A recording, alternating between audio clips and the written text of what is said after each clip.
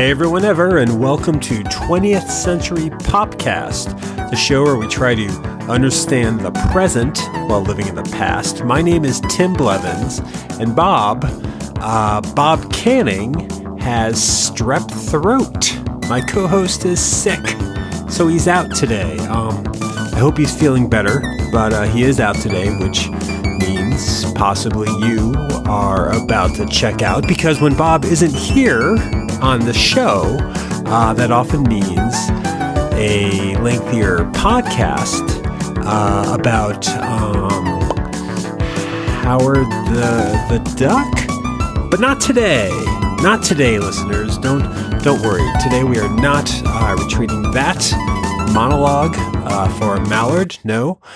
Today, this particular episode, on this particular day, I am going to be taking a look in real time at a different comic book adaptation, one that might pique your interest, one of a venerable and ever popular character, and probably not the particular film version of this character you might want to hear about. Batman and Robin, 1997's Batman and Robin. Joel Schumacher's Batman and Robin, nail in the original franchise coffin, Batman and Robin. Yes, I am choosing that movie as today's topic. And in a little segment that we have done a few times now, called Unsolicited Commentary. It's what I'll be doing is a feature-length audio track that you can sync up to your own DVD or digital copy or coloring book adaptation of the film to hear me talk over about and during. But so please don't tune out yet, or however it is you turn off a podcast. I don't know the lingo for that, but don't leave, because I want you to hear me out. I know that Batman and Robin is considered one of the worst comic book films of all time. And, in 1997, the year that it came out, I agreed, which is actually saying a lot, because in 1997, we didn't have that many comic book movies. That decade, I guess, there had been Dick Tracy, The Rocketeer, Tank Girl, a couple of Ninja Turtles, but that's not a lot compared to the annual output of current superhero movies. So it's odd to me that in 1997, without much to go on, that any comic book movie would be a bad comic book movie, because as a comic book fan, that's what I wanted. A movie based on these things I loved reading. But this particular film, Batman and Robin, this somehow failed. And I suppose we could talk about that, because everyone always talks about that. Or we could take a look, I could take a look at how this film, Batman and Robin, how in a modern context, it is actually brilliant commentary. And further, I think if it had been animated at the time of its release, and maybe a character swapped Batman and Robin out for the Tick and Arthur, this movie might have been one of the most entertaining big screen spectacles of the late 90s. But instead of talking here in this intro, let's talk about it during the movie, because regardless of the visuals, I'm sure you don't want to listen to Batman and Robin. So here it goes. Grab your digital, analog, or live script shadowbox reading version of the film, cue it up to the very start, and immediately after hitting play on your copy, hit pause on your copy. Then on this track, this podcast track, you will hear a sequence of 5 single-toned beeps, followed by a higher-toned 6th beep. And after that 6th beep, unpause the movie, and whatever I will then be saying should hopefully reflect the film you're watching. Got it? Easy and almost worth the effort. So enjoy the next 2 hours and 5 minutes, because I'm going to be talking during it.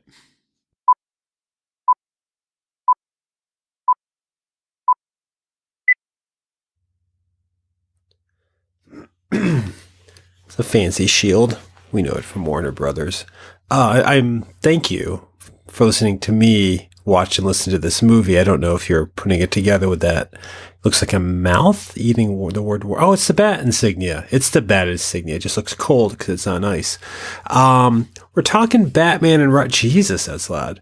We're talking Batman and Robin, which means we're talking a very flashy opening sequence with lava. Mr. Freeze is the main villain, so the red clouds don't make sense. I'm sorry. I'm a little distracted because I'm so mad right now at my pop filter with this weird screen that goes in front of the microphone to try to catch the spit sounds. The spitooning of my mouth keeps falling off, so that may happen during this.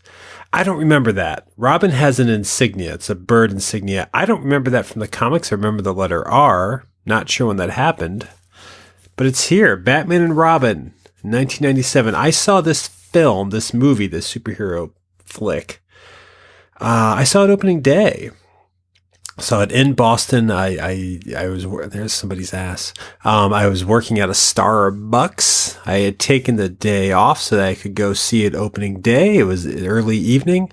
I was big into that by that point in my life. I was big into seeing opening day movies. And this was a big deal. Batman had been a very successful trilogy prior to this movie, 1989's Tim Burton one, 1992's Batman Returns, which maybe is the one I should have been talking about.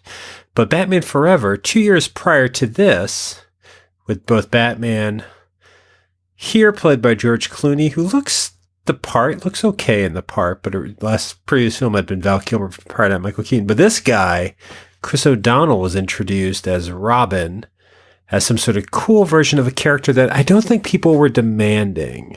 I don't think people necessarily needed Robin, but that, and I think at that point in my life, Batman had gone through a good 10 years of kind of being solitaire on his own. And the movies were reflecting that. You know, we had the TV show in the 60s, Batman and Robin, and it was kind of this billionaire playboy and his playboy in training kind of thing.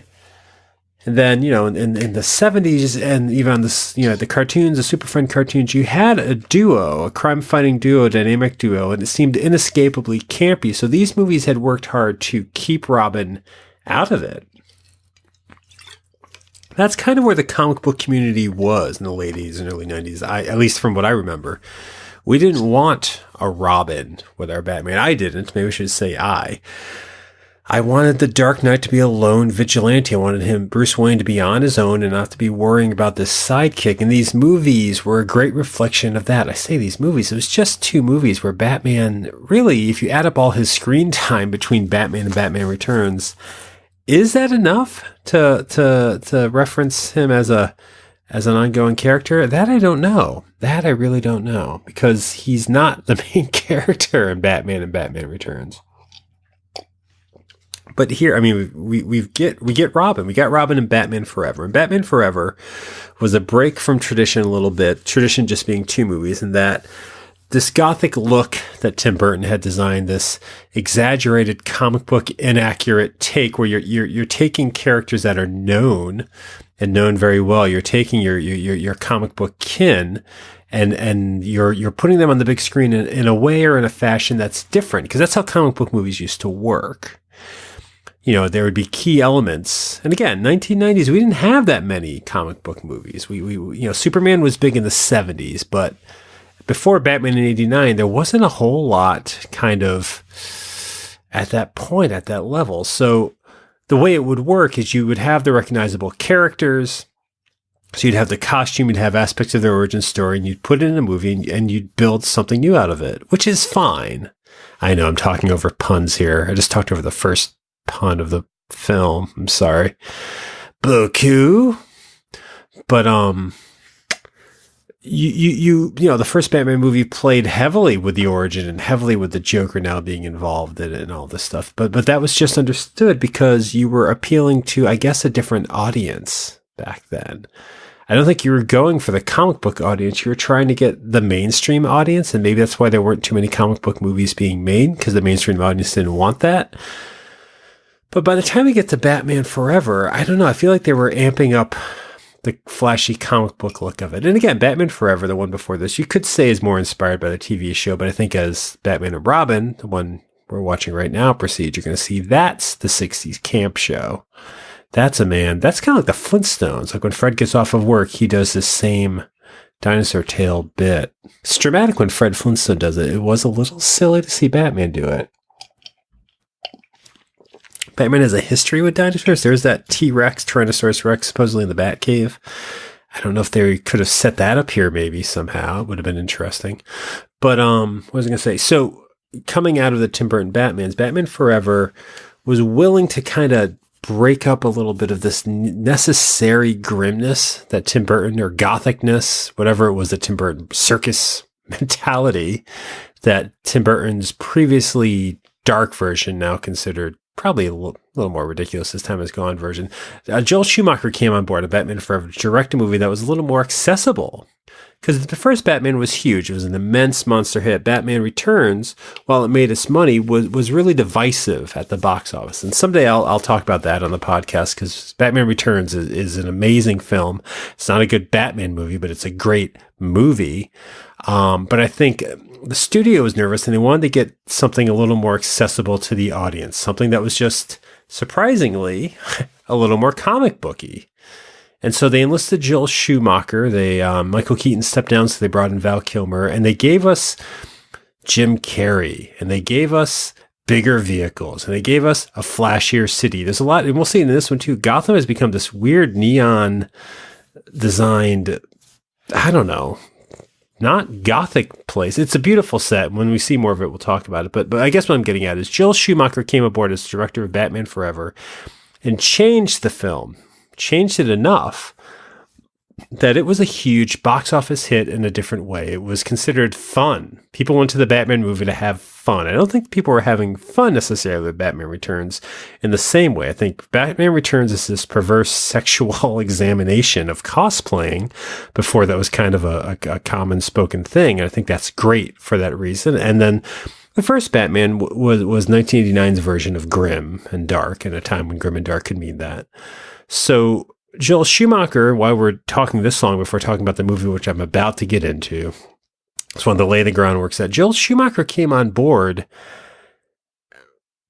and I think the whole thing was to lighten up the film a little, make it a little more, I don't know, kid-friendly, audience-friendly, and he did. And to do that, one of the things he did is he brought in Robin. This character, there he is, skating with a giant diamond in his hand. Sorry, I guess might stop every time a pun hits, but they brought Robin in to kind of give Batman more of a fatherly feel and to create this duo and to create an accessible character, because Batman's an older man. If you want kids to watch the movie, I guess the idea was you give them someone who does motocross, ice skates, and wears a leather jacket, which is not at all what Robin was to me, but that was the Robin they gave us. And that movie did well. I don't know if it's because of the introduction of Robin. I don't know the world's view of Chris O'Donnell. I don't know if he was considered attractive then. I don't know what he's considered now. He does that show with LL Cool J. But Joel Schumacher succeeded in making Batman a little more fun on the big screen. And it was a surprise. And I think coming off of the prior two, Batman and Batman Returns, it was a different tone, but it was still maybe dark enough to still be this sort of grim. There wasn't anything else out there. That's the thing. There weren't other comic book movies. There was Dick Tracy, I guess, The Rocketeer a couple years before, but there weren't other movies competing with it. So you could still call Batman Forever the dark comic book, even though it had a lot of jokes in it. Joel Schumacher directed that, and then it did so well that they pushed this movie, the one we're watching now, Batman and Robin, to be made. It's usually back then anyways, and this has changed. But back then, 3 years was kind of your wait between sequels, was your standard wait. It would take 3 years to make a follow-up, if not more. Batman, The Batman Returns, The Batman Returns, The Batman Forever, each had been a succession of 3 years. They rushed very quickly into production. I think it began, they would have been writing it in 95, which is when Batman Forever came out. They started filming it at the end of 96. It was done at the beginning of 97 and released. So it was all of a 2-year from start to finish production period to make this film. And so I don't know what they were going on. I don't know what the idea was. They knew some things that were working. they assumed liked the Batman and Robin dichotomy. People they assumed liked the cartooniness of Jim Carrey, the goofiness of that, the exaggerate. I mean, look at this right now. Gotham is sprawling. It's a giant metropolis, and we've got a rocket with all these blue lights flashing. There are always lights flashing in these movies, and it's just, I don't know. It's a very bright and colorful. The colors that they use are a little, I don't know, they're very neon. And the idea, I guess, was that people liked that. So as we go into Batman and Robin, they upped all of that. And while maybe these lines that Dr. Freeze, Mr. Freeze are saying read a little grimmer on the page, they're goofy. They're campy. This movie immediately embraces camp, and it was derided for that. We'll say it right off the bat now. This movie, and I do have the experience of seeing it opening day, not from the trailers, not from the toys, not from any of the lead up, but from the movie itself. This movie disappointed most fans. I have not encountered someone who enjoyed this movie. I don't know if kids want to see it. That's cool, by the way. Mr. Freeze's flying ice suit wings are pretty cool. But the experience that I had anyways, going to opening night, loving Batman, being exciting for Batman. Everybody knows Batman. They know these movies. The experience of this film was one of massive excitement prior to the start, a crowd that was cheering when the insignias came on in those opening credits, and an audience that, as the movie continued, sat politely, sat quietly, eventually sat very apathetically and almost in silence. I remember as the movie proceeded, the theater was pretty quiet. Opening day is probably a lot of comic book fans, some families, people who just like the thrill of movies that get caught up in it, probably a lot of t-shirts with the emblem on it. And this movie, prior to the previous three, did not spout. That looks just like the Death Star explosion. I wonder if it was. Probably not. Explosions could look similar, Tim, just like popcorn looks similar. But by the way, they're surfing right now on surfboards in the sky. Something extreme. The 90s had this a lot. And again, this is probably exciting, right? With what we could do in the 90s. We, by the way, because I worked for no one, but what they could do for special effects in the 90s. This is really good. It's a nice compilation of practical stunts and CGI and a Ninja Turtle catchphrase. I believe, Robin, if you're not watching this, just shouted "Cowabunga" as he surfs down the side of a building. It's dizzying to watch, but looking at this, I'm segueing out of what I was just saying, because I'm looking right now at a lot of CGI falling through the sky, flipping it and whatever. And I have to say, this actually holds up enough to modern CGI, because something I think that happens a lot of times with modern CGI is there's so much flipping and jumping around that it's hard to tell what is humanly happening, because people's motions are kind of against the laws of physics. And then what a digital reenactment of a camera can do breaks all expectations and understandings of what a real camera, the limits of a camera. Without those limits, it becomes hard to watch. And this movie, at this point with CGIs, at least for CGIs, like it's the Star Wars Bounty Hunter, CGI G88, for CGI, computer generated imagery, at this point, it was still limited enough that it was still mimicking how a real camera worked. You were getting some fancy shots because the tumbling through the sky that they were doing, I don't think would have been achievable with actual cameras and actual space. But it wasn't fancy enough that they could do all the flips with the camera zip zooming back and forth, zip zooming. So it actually doesn't look, it's easier to follow, I guess is what I'm saying. The CGI of them falling through the sky was easier to follow. And this movie had a huge budget, I'm sure, backing it up. So this was probably top of the line effects for the time, but it's endearing. Plus, there's still a lot of real sets. I mean, it's all set. I don't know if there's any real backgrounds in this movie of real places. It's a lot of sets working. Hello, Mr. Freeze. Thanks for waving. But yeah, it's fun. It's comic booky. It's bigger than life. And I'm saying that because at the time, as this movie ended, this bigger than life, bigger than all the prior Batman movies, when it played, that's not what we wanted. That's That's not what an audience was looking for. We weren't looking, or they weren't looking, or someone. The main, that looks ridiculous. I'm sorry, Frozen Robin, poor actor. I'm really sorry, Chris O'Donnell. Although I like how your hair spiked up with the water. Why wasn't that your normal style? By the way, here comes a Swamp Thing character.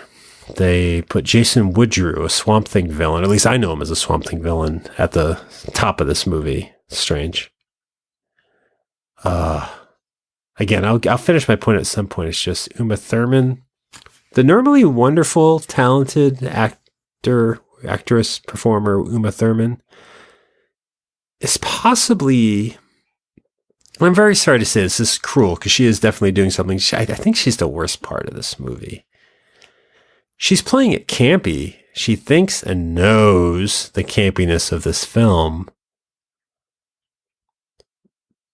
But it's jarring because she's playing it as if her character knows it. She's playing, oh my God, what is Poison Ivy's real name? I can't think of it right now. If I could probably you'd hear the clicking, I'd look it up. I'm embarrassed that I'm forgetting. I know Pamela Ivy is Poison Ivy's real name. She's playing Pamela Ivy right now, who will become Poison Ivy, who I guess at this point was a well-known character because of the cartoon. Batman the Animated Series was airing. Well, it was airing when Batman Forever was out, actually. So it introduced Mr. Freeze and reintroduced Mr. Freeze, introduced Poison Ivy to a wider audience of people who probably didn't read the comics. And honestly, the Mr. Freeze in this movie, we wouldn't have had Mr. Freeze in this movie. We wouldn't have had the origin story that he has without that cartoon, without the Batman Animated Series. That they made wonderful characters out of Batman's rogue villains. What is it called? Rogue villains. What am I looking? Rogue villains. God, what am I having, a stroke? Because all these flashing lights. Rogues Gallery. That's what I'm thinking of. They did very well with the Rogues Gallery of Batman villains on the cartoon. And it got, I think, the public more aware of people like Poison Ivy, Mr. Freeze, Man-Bat, and more. And so that cartoon, I think, influenced this enough. But what am I saying? Yes, Uma Thurman playing Poison Ivy. Actually, right there, John Glover, I think, playing Dr. Woodrue, not playing any version of him other than by names, and that I guess he works with plants, because Dr. Woodrue, if I'm correct, in the Swamp Thing becomes the Floronic Man. Am I right about that? Right here, he's building a better Bane. You all remember Bane from The Dark Knight Rises, the violent anarchist villain that maybe was the hero all along in the film. That's not what he is here. Here he is a luchador. Is that how? Luchador?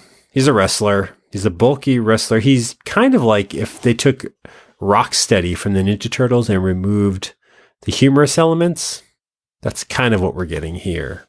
A mutant of just muscle being sold to racial stereotypes representing all the evil countries of the world, I guess.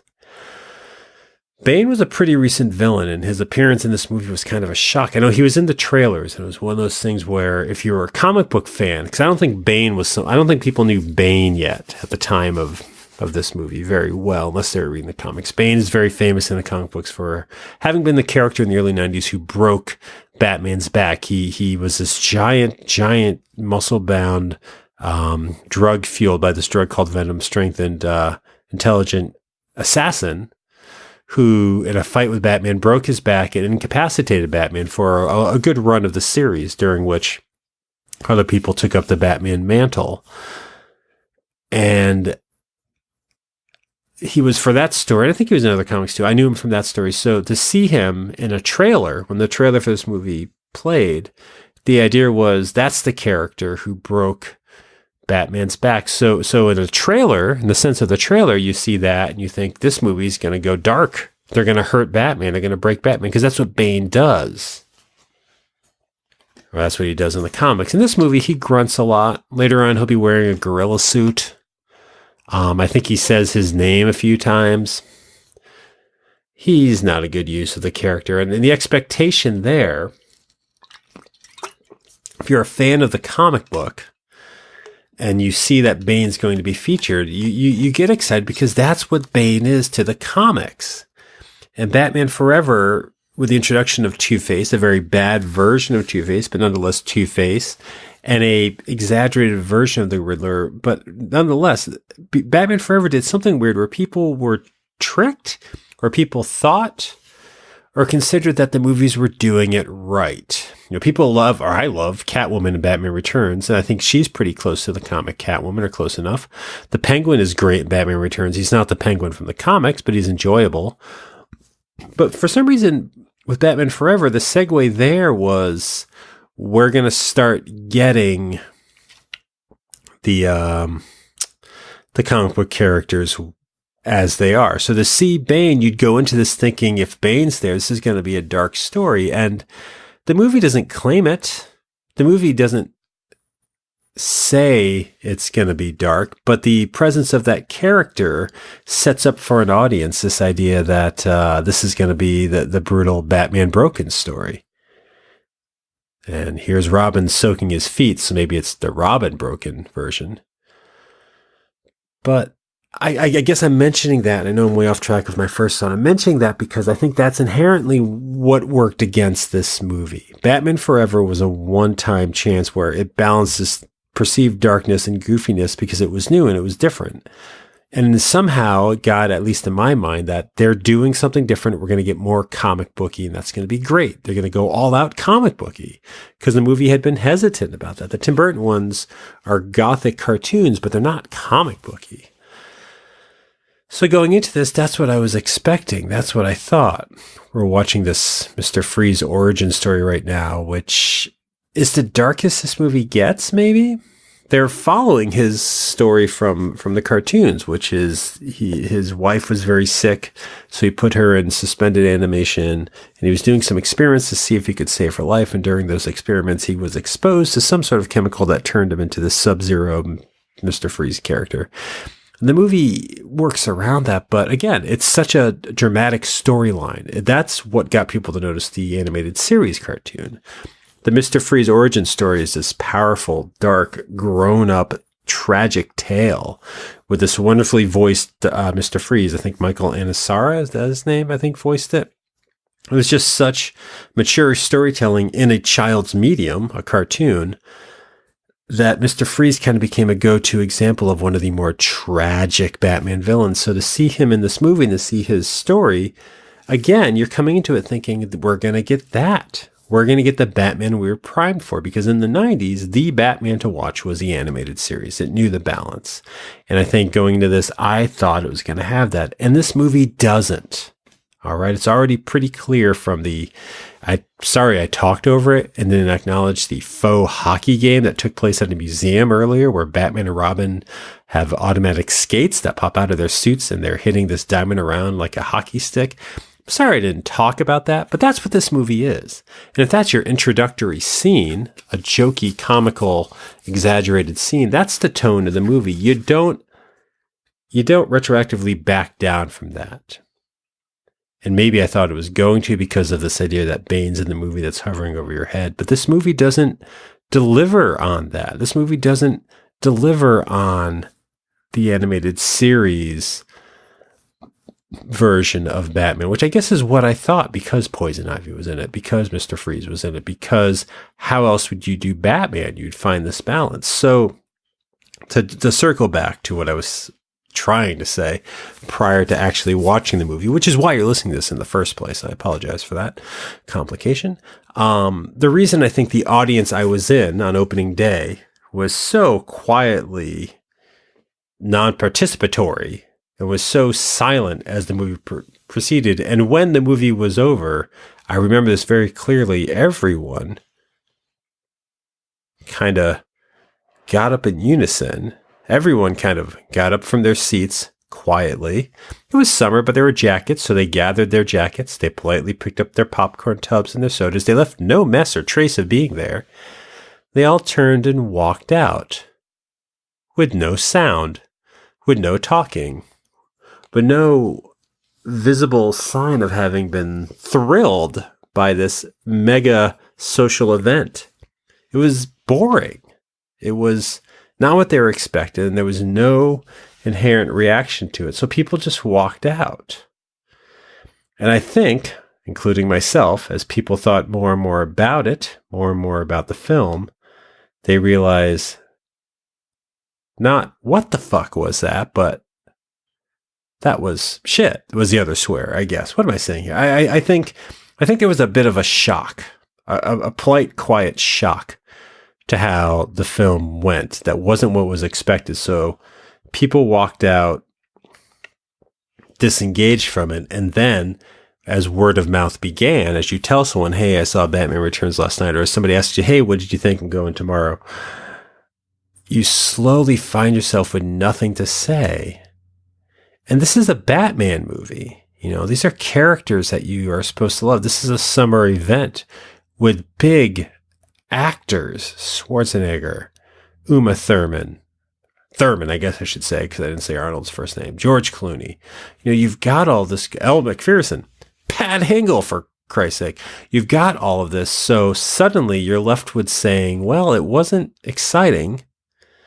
It wasn't the Jack Nicholson Joker. It wasn't the Jim Carrey Riddler. It wasn't the Michelle Pfeiffer Catwoman. It wasn't the gothic structure of the first movie. And it wasn't whatever was happening in Batman Forever. It was, thank you, Bane. Yes, it was garbage.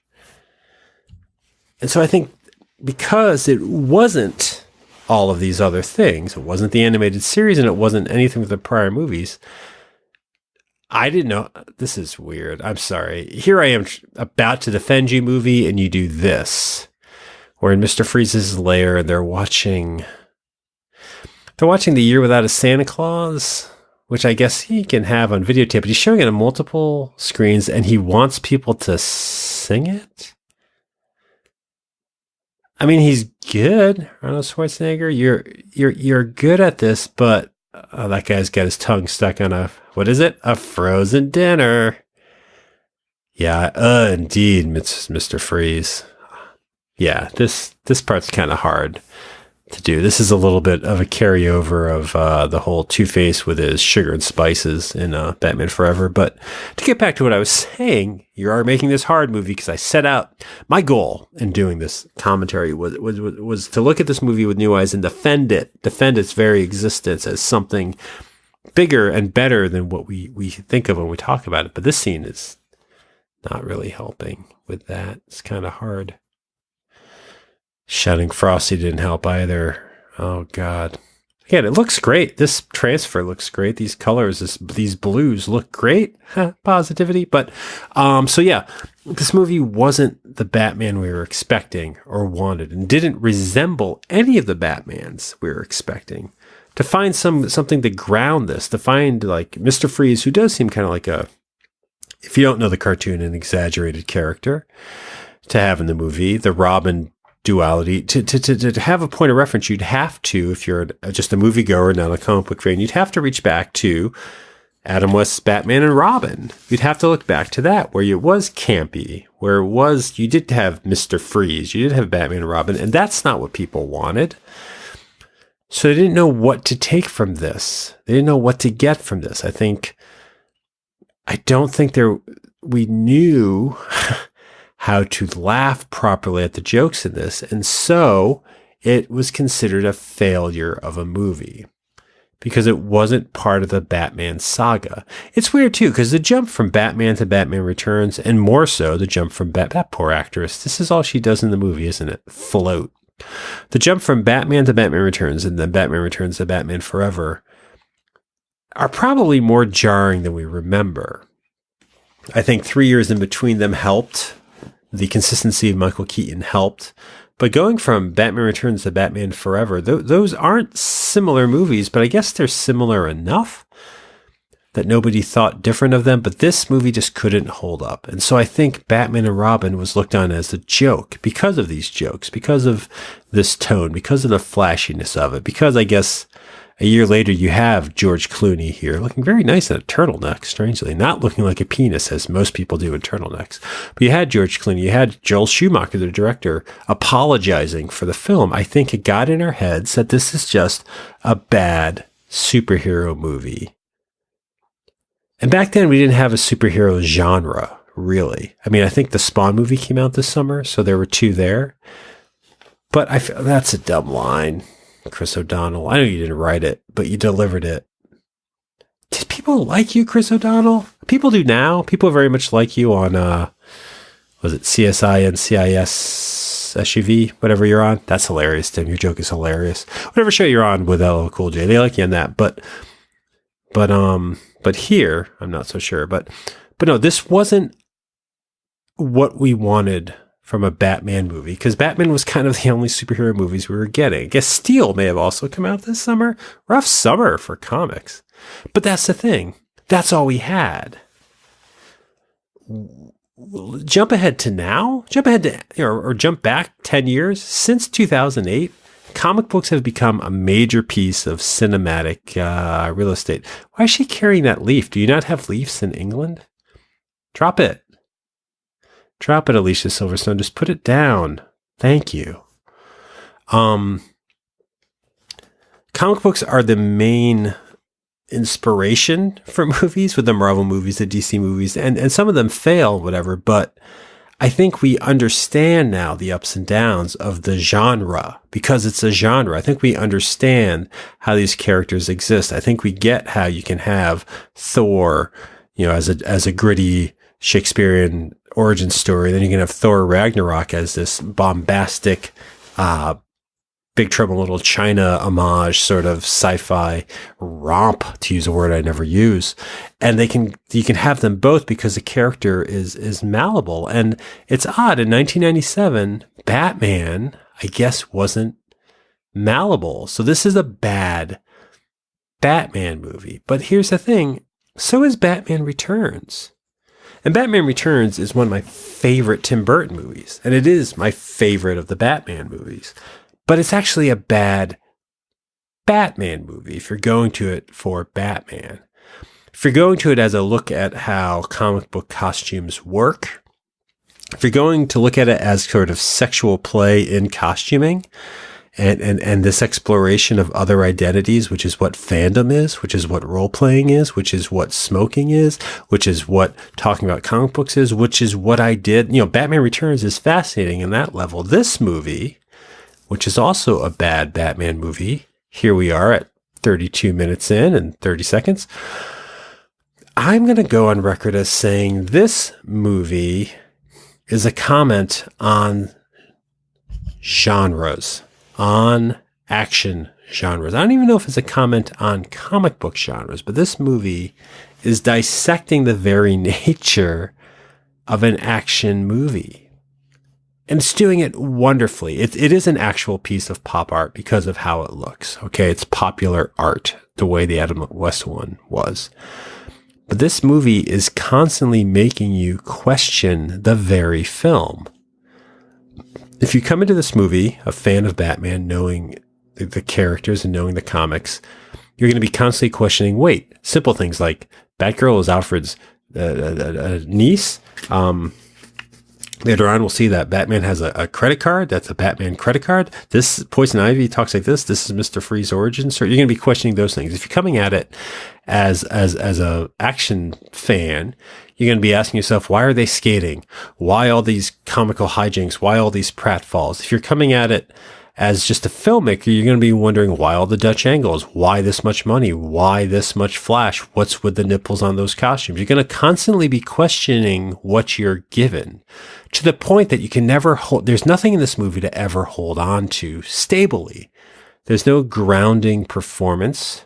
See, like right now, this makes me think of the Tim Burton ones, because you've got those giant statues shaped, you got the weird angle, and then you get Gossip Gertie, which just makes you think, when the fuck are we? What the fuck are we? What is going on? I'm sorry. I hate you in this movie, Poison Ivy. I know you're doing your performance thing, but it doesn't work in this movie. But Bane with a fedora doesn't work in any movie, so question that. But this is what I'm saying. What are you supposed to do with that? Bane is their driver now? If you're a fan of the comics, you're wondering, why is Bane driving the car? If you're here for an action movie, you're wondering, well, who is that? And it's just, there's never a moment in this movie that you're allowed to just inhabit the world. And that should be bad. I get it. That should be jarring. That should be faulty filmmaking, but it's not. It's not in this because we're dealing with a character that we all know. That's the get. Everybody knows Batman. I mean, not everybody knew Iron Man. Not everybody knows Thor. Not everyone knows Cyborg. Very many people did not know Deadpool. I mean, you can do stuff with those characters because they're a little more malleable or they would seem as if they're a little more malleable to the public. But someone like hilarious George Clooney. He's so funny. But Batman, more so I think than Superman, more so than Spider-Man, Batman is probably the most recognizable pop culture icon of the 20th century, I would say.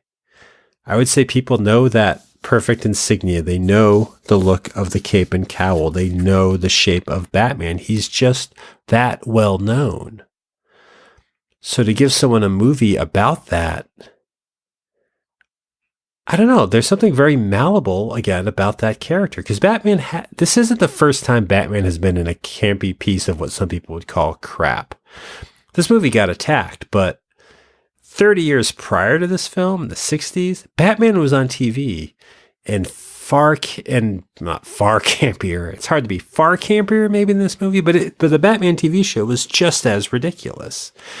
And we look at it now as a piece of art. Look at it now as an artistic, comical take on things that used the Batman character, that used a character whose parents were killed to be this comical, shark-repellent central character. This movie's doing the same thing, but we just weren't ready for it at that point. We were caught up in it because we had the 60s one already. We wanted this dark Batman. But Batman can be multiple things. On the Super Friends, when he joins the Justice League, I mean, Batman was one of those characters. I mean, he had so many books coming out in a given month that he could be on the cover of one issue, with a magnifying glass, solving a crime in Gotham, and then right next to it on the rack, another Batman comic where he's on the moon, fighting Mongol, and it's the same character in different situations, and it's that flexible. But something isn't flexible in this film for people, and I guess I want to spot that because I kind of think more than Batman Returns, this movie was a great joke, a great accomplishment. They're treating Batman like Superman here. Also, this movie has a weird anti-conservation plot. It's similar to the EPA and Ghostbusters. Poison Ivy, who's all for the environment, is a villain because of her demands, is a villain because of her wants. I guess she is also an ecological terrorist, so maybe you have that. But still, this movie does not have it warm for the environment. Still, you're making it very hard for me to side with you, Uma Thurman. Very hard to side with you as you talk to yourself a lot. See, this part doesn't work, but I feel like so much in the movie does because it's doing what I think Batman Returns does. It's upending the movies and the expectation of the movies. In a way, it's giving you what you want. Bigger movie, big movie stars, big sequences, but it's not working for you because, I don't know, there's a twist in this. Right? Like even this right now, which is supposed to be an emotional scene. It's Mr. Freeze watching home movies of he and his dying wife. And he gets interrupted by one of his goons. He freezes him with a cartoon sound effect and then says this line. I hate when people talk during the movie. It's commenting on where you are in the theater. It's making a joke in a way. You're supposed to applaud that, but it's also kind of like in the middle of this movie, it's commenting on you. And it's giving us this. Arnold Schwarzenegger is not a comedian. At this point of his career, he was still a tough-looking force of nature. And yet, you have this comical, not Shakespearean, but comical take as he rips this frozen newspaper out of his I'm sure to die henchman of hypothermia. It's just the tone. It's not all over the place. Well, again, movie, you keep proving me wrong because we're going into a ridiculous sequence now. These Congo drums mean there's a gorilla suit coming up in just a little bit. But yeah, look at this neon dance sequence. This stuff I don't want to say love because I'm trying to figure out if this is also offensive, but look at the fucking colors here. Look at this fantastic look. I mean, I would love more of this in movies. We get it a little bit. I just saw Black Panther and they're in a casino with a performance number going on. You got it in the Luke Cage TV show. You got like clubs with singing every episode. This is James Bond. Like Black Panther was very James Bondian. This is sort of, here's the exotic locale of Gotham. But those nipples are distracting. I'm talking about Batman and Robin, not the models next to Batman and Robin. Ladies and gentlemen, Pat Hingle.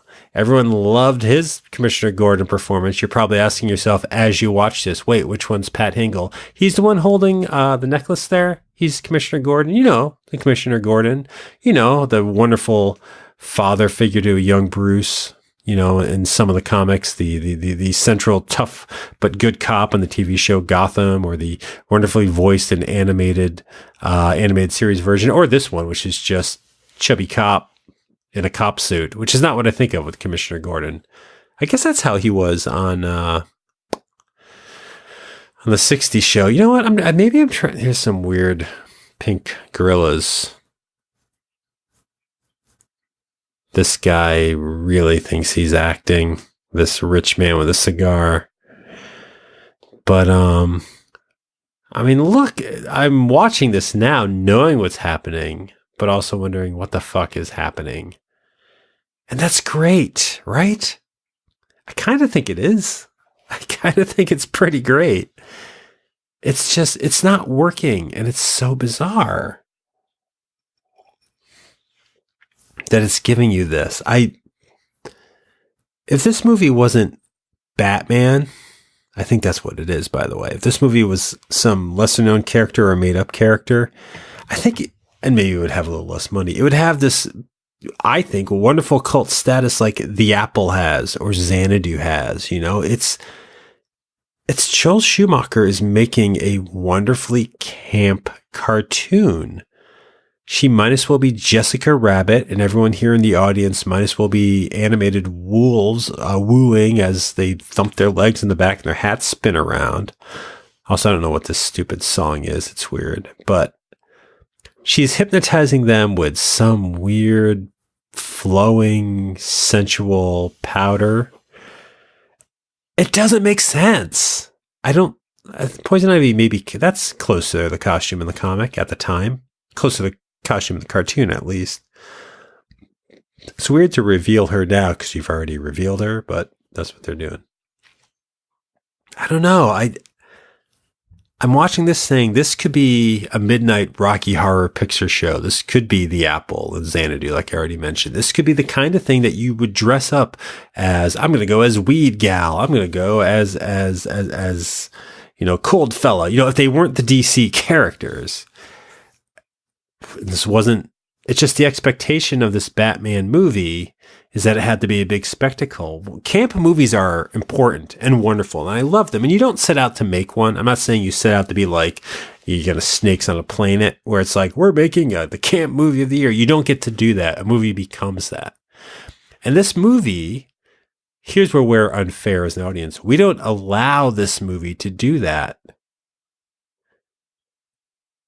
It's funny. This is very similar to the Pulp Fiction scene where she says her name on the dance floor. But we as an audience won't allow this movie to be fun for us, to be campy fun for us because of him, because he's got a cowl, because it's Batman. I know I was on the way to say Batman's malleable, but this why won't we let this movie just be wonderfully crappy? Because it really is. Batman Forever is borderline.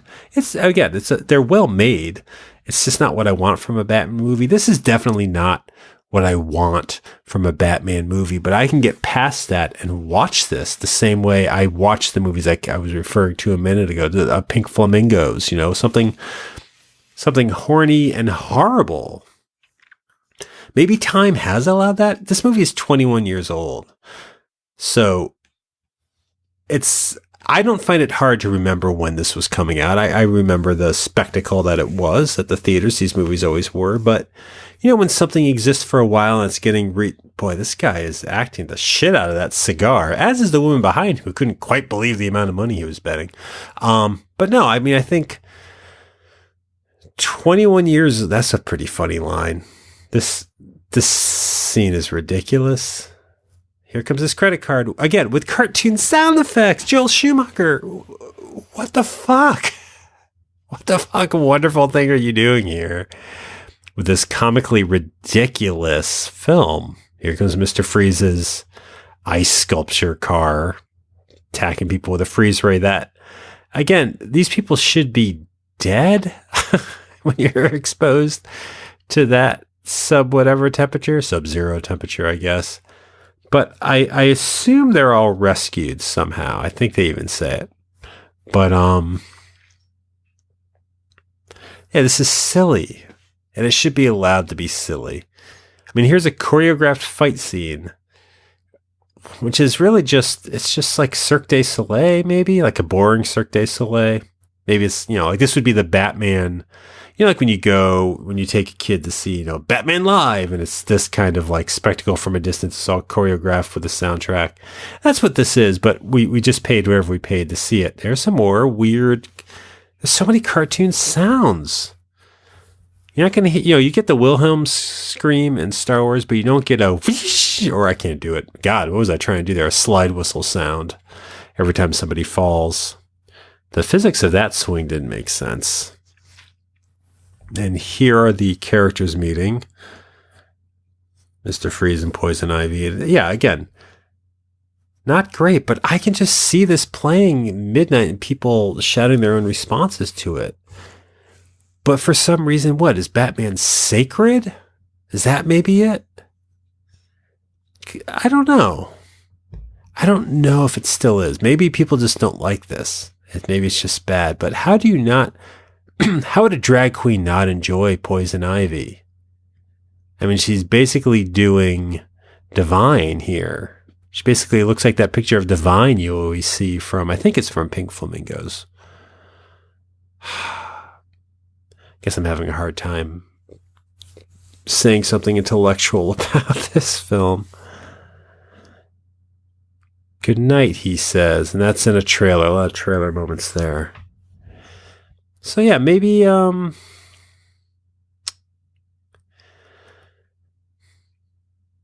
argument isn't to be made that this is a brilliant piece of commentary, and yet I don't know. I think we do treat these characters a little too seriously. You know, this is a comic book movie, and you know, which means you're adapting. There was a time, anyways, where you would have been adapting a kid's cartoon. So it should be childish, you know? It should be cartoony or comic booky. But I guess we were having a hard time at the time. And maybe it's because of these characters. Maybe it's because of how you cast these characters, you know? Like, and I know the tone of these movies are dramatically different. I'm not mistaking myself for that. But The Dark Knight, you know, Heath Ledger as the Joker in The Dark Knight works so well because of his performance. But I think on our end, you know, why that performance can work is that we don't recognize Heath Ledger. I didn't. He wasn't an actor that I followed a lot. We're not looking for Heath Ledger, so we let that character take over. You know, casting Jack Nicholson in the 1989 Batman, it was considered a brilliant stroke of genius in 1989, but when you cast Jack Nicholson, the character you were getting in that movie was Jack Nicholson. And that's interesting, but, you know, it was also at a time where superhero films barely had a leg to stand on. So having an actor named Jack Nicholson in your movie gave something non-comic booky to look at. You know, it was still a cinematic movie, so it's still a trick. And, you know, he's still playing a character, and it's an enjoyable performance. But, you know, existing in the realm of a comic book movie, you know, you make a comic book movie, you can do that. Existing in the realm of a comic book, you can't. What does that mean? Well, it goes back to this idea that when you're adapting a comic book, you know, a kid's thing, but when you make it into a movie, you're making a film that has to obey the language of film, the conventions and expectations of film. Or at least it did back then. So you could bend it and play with it a little bit to make it fit what a general wider audience would want. But to make it comic booky, to make it like the comic book, you'd be playing to a smaller audience. And this movie, I think, is trying to maybe do both. No, this movie is trying to do neither, I think. Because even here, you have Batman about to fight Mr. Freeze. It should have been a fight sequence, and he just somehow knocked him on the ground and posed with him. This movie's subverting every shit thing you expect.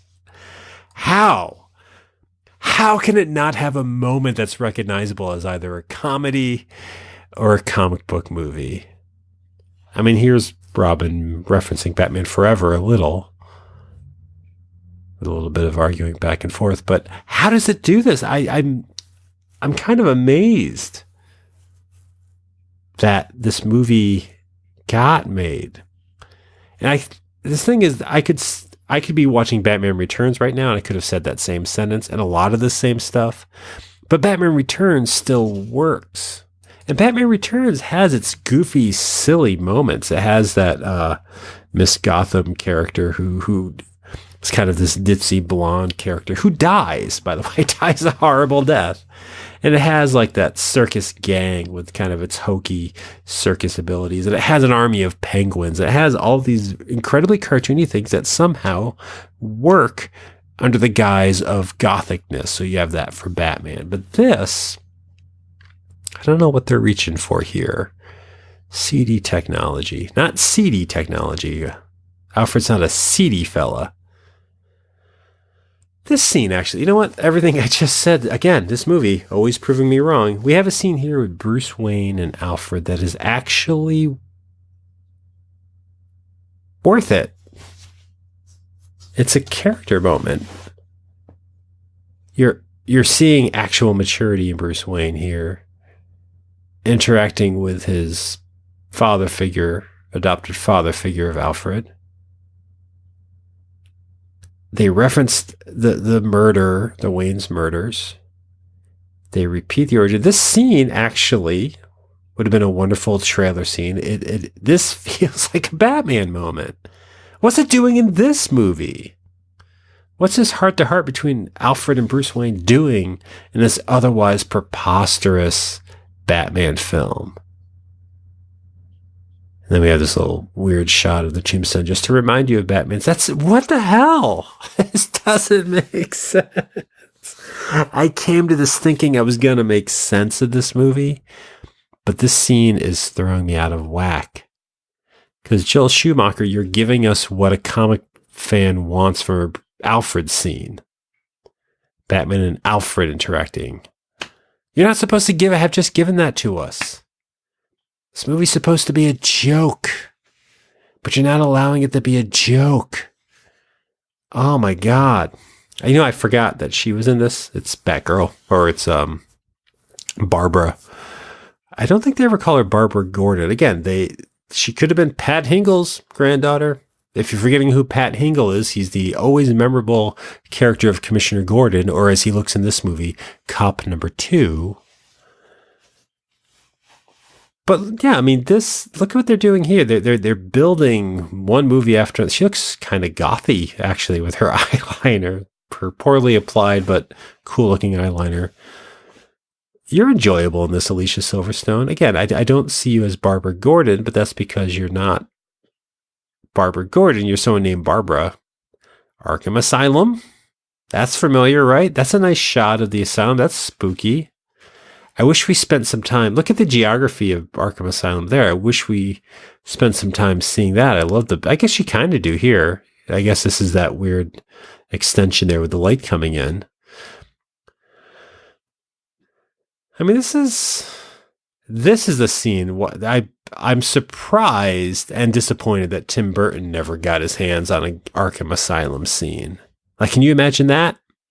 Can you imagine an Arkham Asylum scene from Tim Burton? That I would love to see. Not this one where 9/11 truther and whoever this other guy is bring him into Arkham. Which, look, again, Joel Schumacher does a good job with some of the gothicness. But this could have been cool with Tim Burton. Tim Burton actually may have been able to make Mr. Freeze work a bit. Jesse Ventura, by the way, was the name of the 9/11 truther that I can't remember names today. It's fucking pop filter. But that's inescapably his voice. So was he governor at this point? He was a Navy SEAL, Black Ops.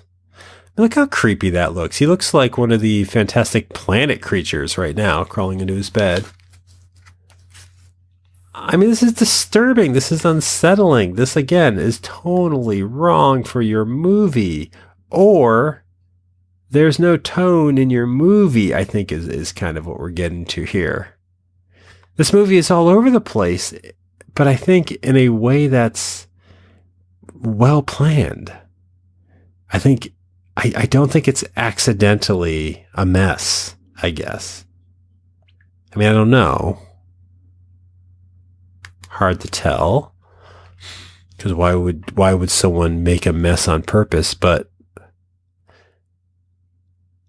in the script, did it have to say exterior Turkish bath? And then someone designing it said, make sure there's a lot of neon there? I mean, these are choices that are made. Oh, that's right, because these guys are in the first one. These neon... See, look at this. This is awesome, by the way. They look like He-Man characters. Scareglow and a few others. You've got this neon gang that should have been in this movie more. These would have been, if any of the villains had been a little more endearing, you would have kept them around. But it looks great. That's what I'm saying. That's comic booky. That's flashy. That's what Marvel was hesitant to do for a few movies. Give characters a comic book look.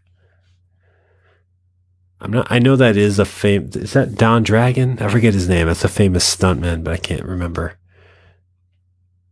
And here's the mistake the movie makes. They could have kept these guys around, build her a gang. I know it doesn't fit the plant theme just because they're green and neon, but this looks great. I mean, this is Joel Schumacher because he had this in the last one, so maybe it's repetitive, but this is a great looking sequence with some awful slide whistle sound effects. Why? Why are these menacing villains thrown out with the same sound that Scooby-Doo makes when he slips on a banana peel? There's a better metaphor out there than that, Tim. Scooby-Doo slips in. But look at, just look at the lights, look at the paint, look at the look of this set. You're probably not, by the way, because it's very hard to find a copy of Batman and Robin because nobody wants it, so they don't press them anymore. But this is awesome looking. And horrible sounding. Like I was saying earlier, maybe it's best to be talking over this. Uma Thurman's interpretation is not working. Also, was she taking a dump there? No, you're not taking a dump there because you're planting something, which some would say is taking a dump. That's how seeds travel. This, and again, we know it enough from the comic, but does this make sense that she just has magical vines growing? If she can, go all the way. What was that, Oogie Boogie? That's weird. This is a lot of work. This scene is a lot of work. Not just to sit through, but to make. It should be great. And it is great. I do wish her voice was different, but poor, yeah, I wish I wasn't Bane. That's the thing. Maybe this movie script could have been transplanted to unknown characters, different characters, maybe characters we expect this from. So Elle Macpherson here is playing Bruce Wayne's girlfriend, and here's something. I know I'm jumping ahead here, but to show you that the tone of this movie isn't consistent. Originally, Poison Ivy was to kill her character. Bruce Wayne's love interest, right here, Elle Macpherson, was to be killed later in the movie by Poison Ivy to cement her as a villain. I'm wondering how the script read then. Maybe the script was a darker script. That the Mr. Freeze with Arnold Schwarzenegger there, they considered casting, and I think they even did preliminary design work, Patrick Stewart to play the role, which when you see him on the cartoon makes sense. They're both bald is what that amounts to. And I know he is now. Patrick Stewart is considered a comedian in a lot of ways. He's American Dad and some sketches and stuff that he's done. But in 1997, he was coming off of Star Trek. Next Generation had ended a few years before. Shakespearean actor, never quite broke into films in the 90s the way you might have thought. Eventually he plays Professor X and he goes down that route. But not a comedian at that time, not thought of as a comedian. So I don't think they would have had him spouting all these puns. So what would the Mr. Freeze have been with Patrick Stewart? And if they were considering him, then maybe they were considering a different tone. And what would that tone have been? And when was the decision to do this movie? Like the strange hypnotic plant lady. When was that put together as a thought? I don't know.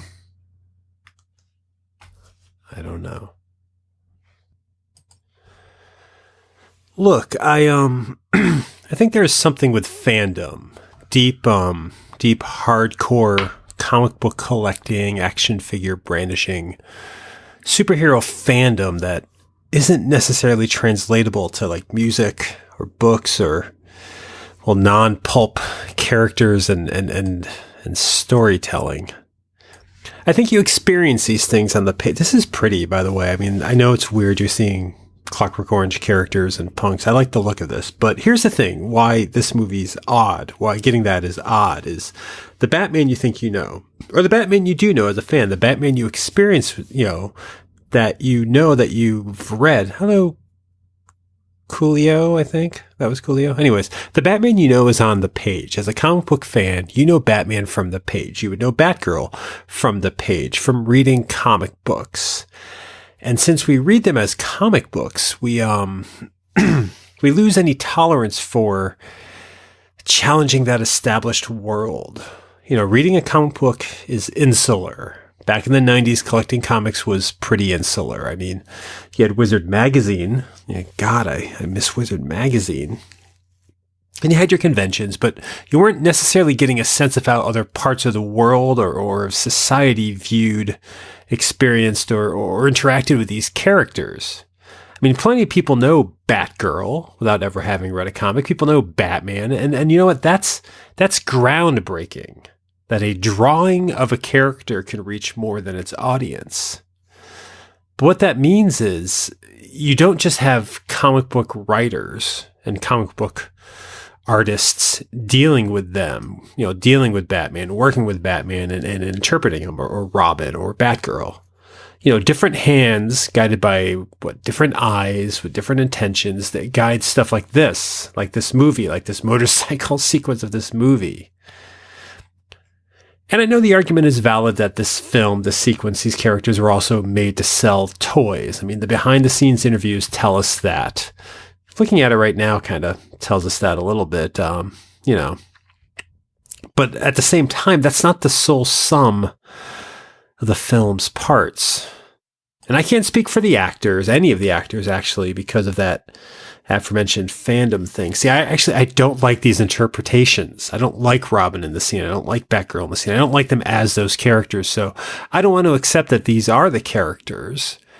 But Joel Schumacher, the director who's putting this together, and the set designers who are building the looks of this, and the special effect technicians, and whoever was just on those bikes and some of the effects work, they are giving us art. They're still giving us something. This film wasn't sit in your chair and point a finger point a finger at production. I mean, look at what's going on right now. There was a lot of artistic work on hand in this film. The colors, the angles, the motion. It's just not connected to the characters, or to the storytelling, which is counterproductive to a narrative.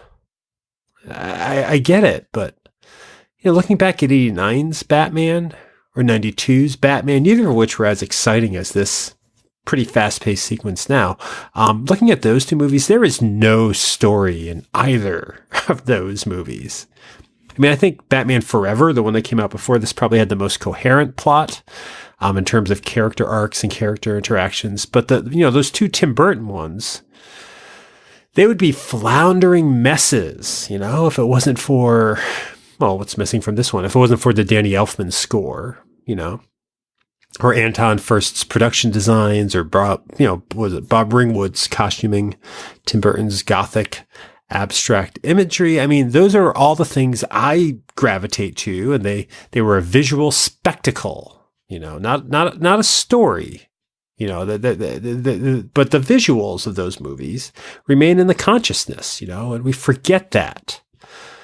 To look at either of the first two Batman movies, for story, they're a mess of plotting and storytelling and character interaction, and they're also inconsistent with the characterization in the comics. But for some reason, we took it, or I took it, and in a way, I think taking that twice was probably enough. Well, I mean, I think that now, in this calm moment of them walking in a garage full of bikes. But back then, back when this movie would have been on the screen, when I would have been watching Alicia Silverstone as Batgirl on the screen, I think I wanted more Michael Keaton. I wanted him, not George Clooney. And I wanted more Tim Burton, not Joel Schumacher. But these movies weren't built, for the shared continuity that I think that I expect from movie sequels now, The Batman films were, in the 90s anyways, were more James Bond, I think. Not that I know James Bond, but they were more James Bond in that you don't really have to adhere to what transpired before. Transpired is the word I'm trying to say. You could use the template of the characters, Batgirl's late teens, early 20-something, and Robin, who he is, and you can use those templates, but you surround it by the zeitgeist of the moment, bikes, I guess, and the extremity of the 90s. And you build a spectacle around that. And this movie, not right now, as we see a very comfortably pantsed George Clooney speaking, but most of this movie is pure spectacle, while also, I think, kind of an interesting reprimand to the gothic seriousness of the Tim Burton films. I mean, that was a friendly Bruce Wayne. Here we're back in Arkham, which I guess looks a little bit like we kind of expect, from the Tim Burton movies. But outside of some of those visuals, because of, outlandish gothic sets and designs, this couldn't be a more opposite movie, kind of embracing this garishness of the whole comic book movie endeavor. It's kind of like, the controversy, surrounding The Last Jedi. And I know we're not talking about Star Wars. I'm sorry to bring in Star Wars, but, and you're probably tired of hearing about it, depending on when you listen to this, maybe it's been months. And that's a little different, I think, but The Last Jedi, as a movie, as a Star Wars movie, it feels different than what predated it. But still, it's on the big screen. It's tagged by the title Star Wars, and in the case of this movie, it was tagged by the title Batman. So watching it, sitting in the audience and watching something that says Star Wars or says Batman, we have to be entertained, right? Don't we have to like it? Because otherwise it fails. The movie would fail because we as fans of this material, I guess let's talk Batman. As fans of Batman, we're insulated from the rest of the world because of our pure comic book fandom. We like how they are in the books, so we don't really like variety or, that's hot, or experimentation. You know, the reason the Marvel Cinematic Universe, I think, has been such an interesting, and there's Joker's jacket, why it's been, I think, interesting, you know, why I think Marvel has done well, you know, as an experiment, as this large universe comic book experiment, and why you probably can't replicate it through the other shared universes, you know, lies on fandom's need for continuity, lies in what I'm saying makes this difficult, that fans want what's in the book. And the Marvel Cinematic Universe movies kind of give you that, you know, at a consistent level and throughout all the comic books. So the waiver from that probably seems frustrating. What is happening here? Jesus, Bane. But the waiver from that seems frustrating, seems like a misstep, because this movie we're watching, for example, this version of Mr. Freeze, Poison Ivy, whatever, it's not the story we, as Batman fans, would tell. And that's where this weird fan ownership comes in. I don't think fans like being surprised. I don't think fans like to be challenged. You know, I don't think fans like a story that doesn't follow the story that they themselves would write. I know I should be saying we here. I guess I'm doing a weird pedestal thing by saying they, but we want the stories that we would have told. So these sorts of things, like this movie, this strange breakout from Arkham, it's not made for us, you know? It's made for and by someone with a curiosity towards the medium and its appeal, but also, I mean, this particular one, it's made by someone who's willing to shatter the contrivances, sort of dissect, you know, and explore it like, I don't know, this movie's like a parody or you know, like satire. In a way that what they're doing with Batman and the mythos of Batman and these characters is actually like true, real pop art. You know, Joel Schumacher is out Warholing Andy Warhol when it comes to comic books with this movie. And I don't know, maybe that's why it's considered garbage.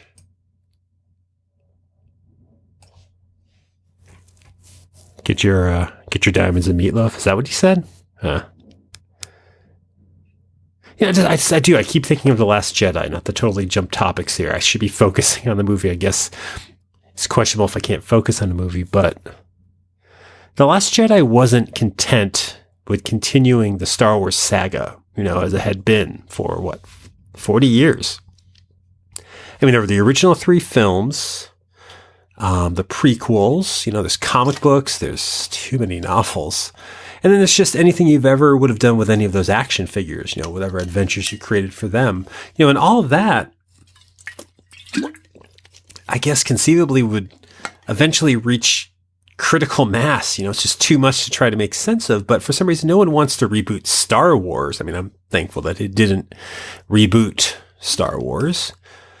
But, you know, what they did, I guess, was find a way to sort of maybe sever, you know, some of these strings of ongoing storylines and make it accessible to sort of a new audience. And a different audience.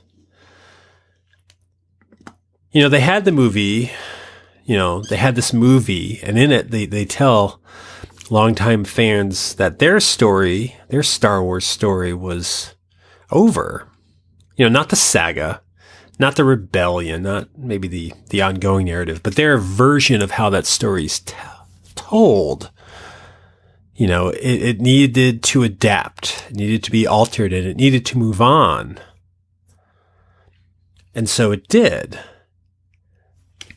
And, you know, all this whining about it and how could they do this, whatever, you know, it's like we as, and I liked The Last Jedi, actually, I loved it. But, you know, even if I didn't, we still have the same trilogy, you know, the original trilogy, or 6 films if you count the prequels, or just 2 films if you want to ignore Return of the Jedi, or whatever your measurement of absolute Star Wars is. You still have those on VHS, and you know, it doesn't go away. It just doesn't keep getting made. But we're talking those guys. We're talking Batman here and that strange door of frozen food. So let's talk Batman here. Maybe not so much that strange door of frozen food. This should be a deep part of the plot. That's kind of creepy.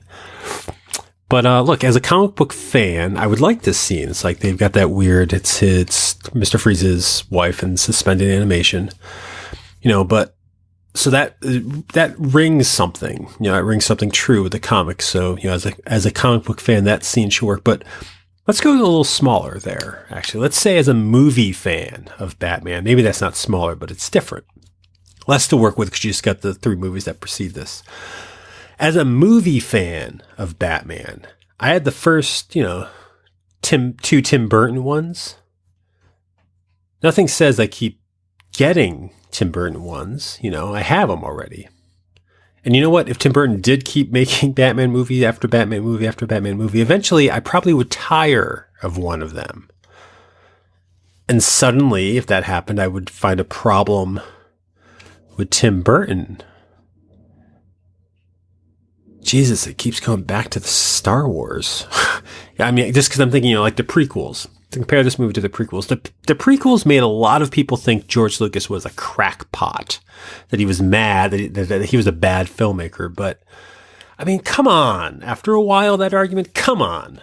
Look at those hours and hours of your childhood spent watching the original Star Wars. George Lucas made that. Everyone involved made that. But George Lucas was one of them. And that doesn't change with age.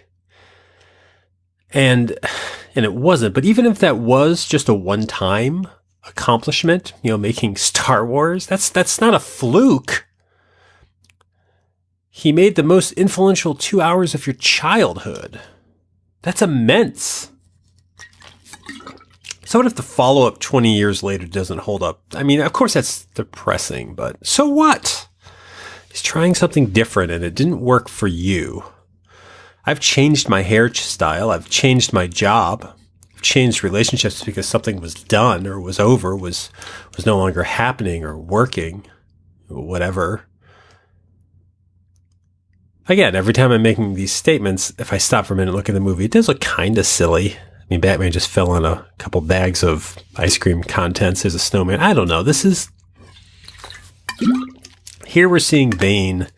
And I have to say, when I saw this, I was thinking Bane would break Batman's back. I thought this movie was going to incapacitate Batman. It's kind of set up that way. You've got Robin, you got Batgirl. Couldn't all of they do the final battle in the final scene while Batman's waylaid? Wouldn't that have been a dramatic route to go?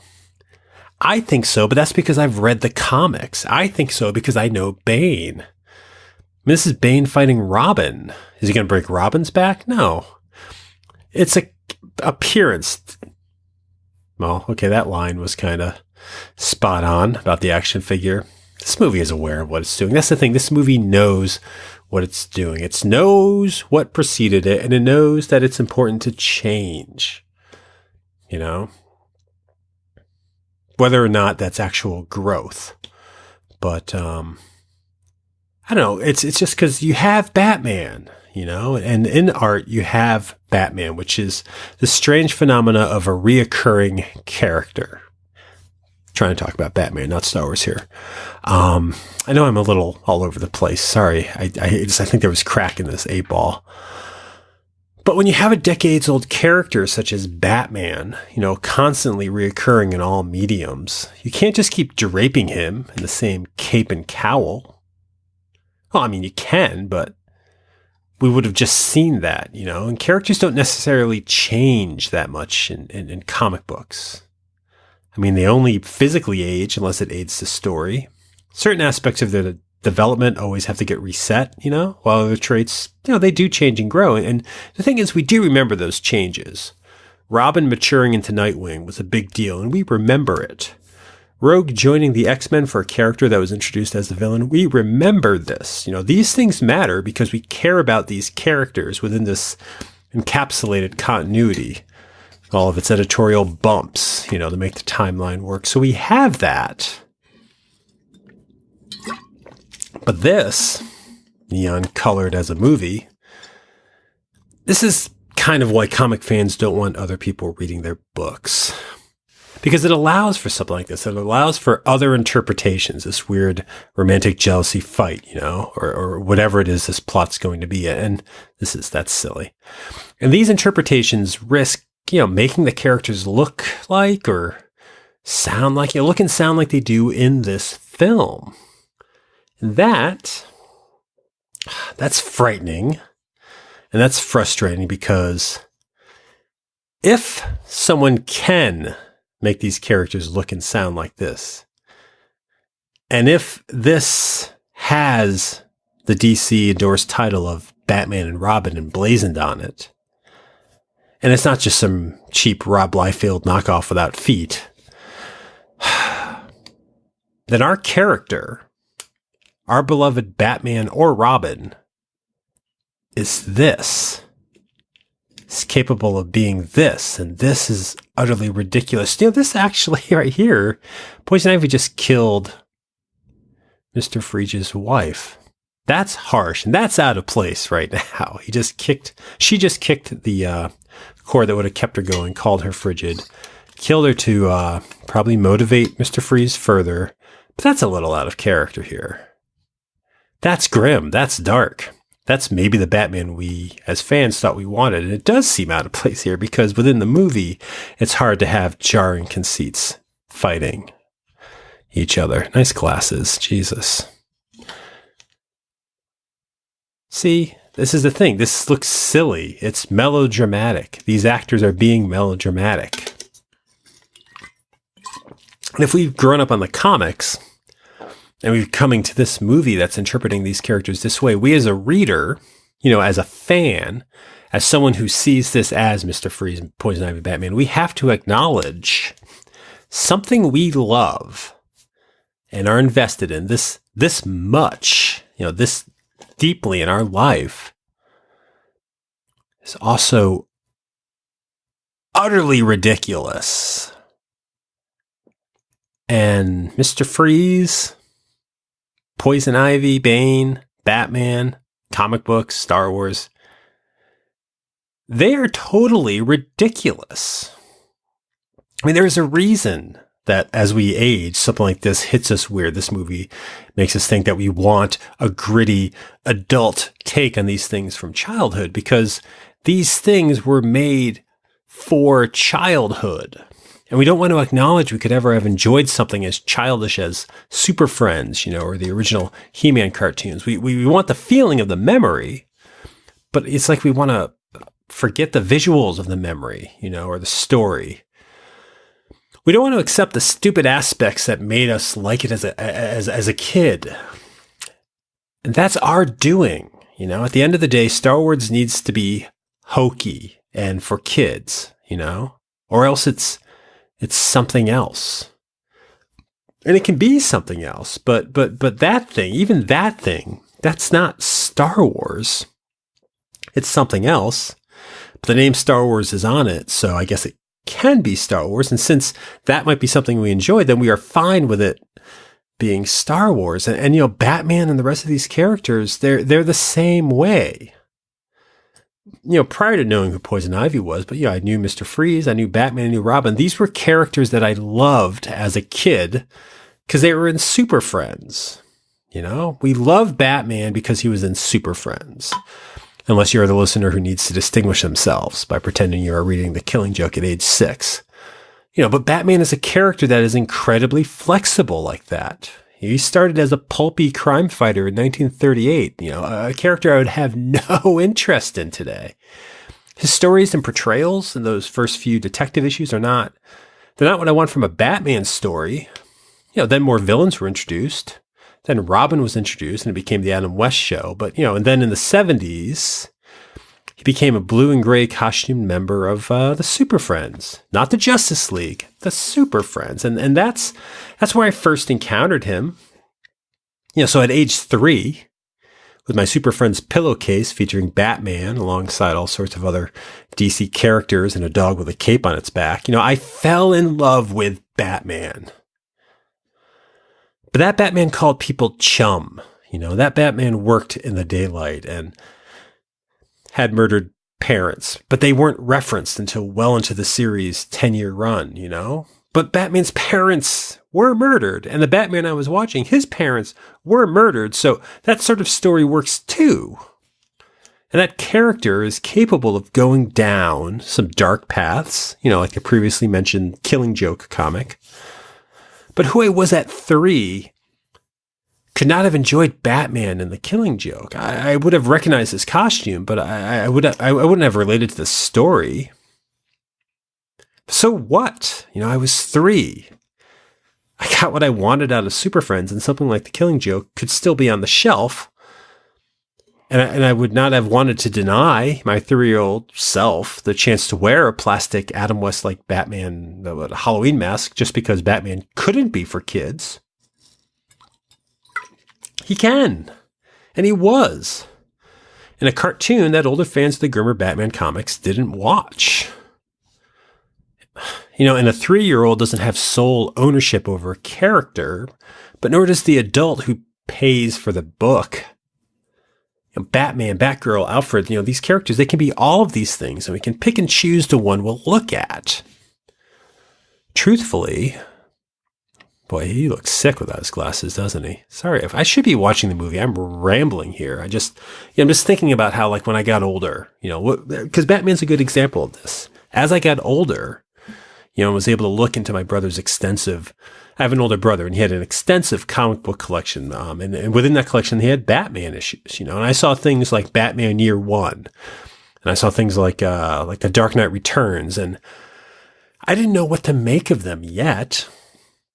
It wasn't until 1989 when the grim Batman 89 hit the screen that I was ready to experience a Dark Knight. But that's fine. That's fine. I'm glad that these other interpretations exist. I can always pick, choose, and find my preferred version of Batman, which for me is actually the first 2 seasons of the animated series. It's not these movies. It's not the comics, but these movies can happen. And I can or cannot care about them.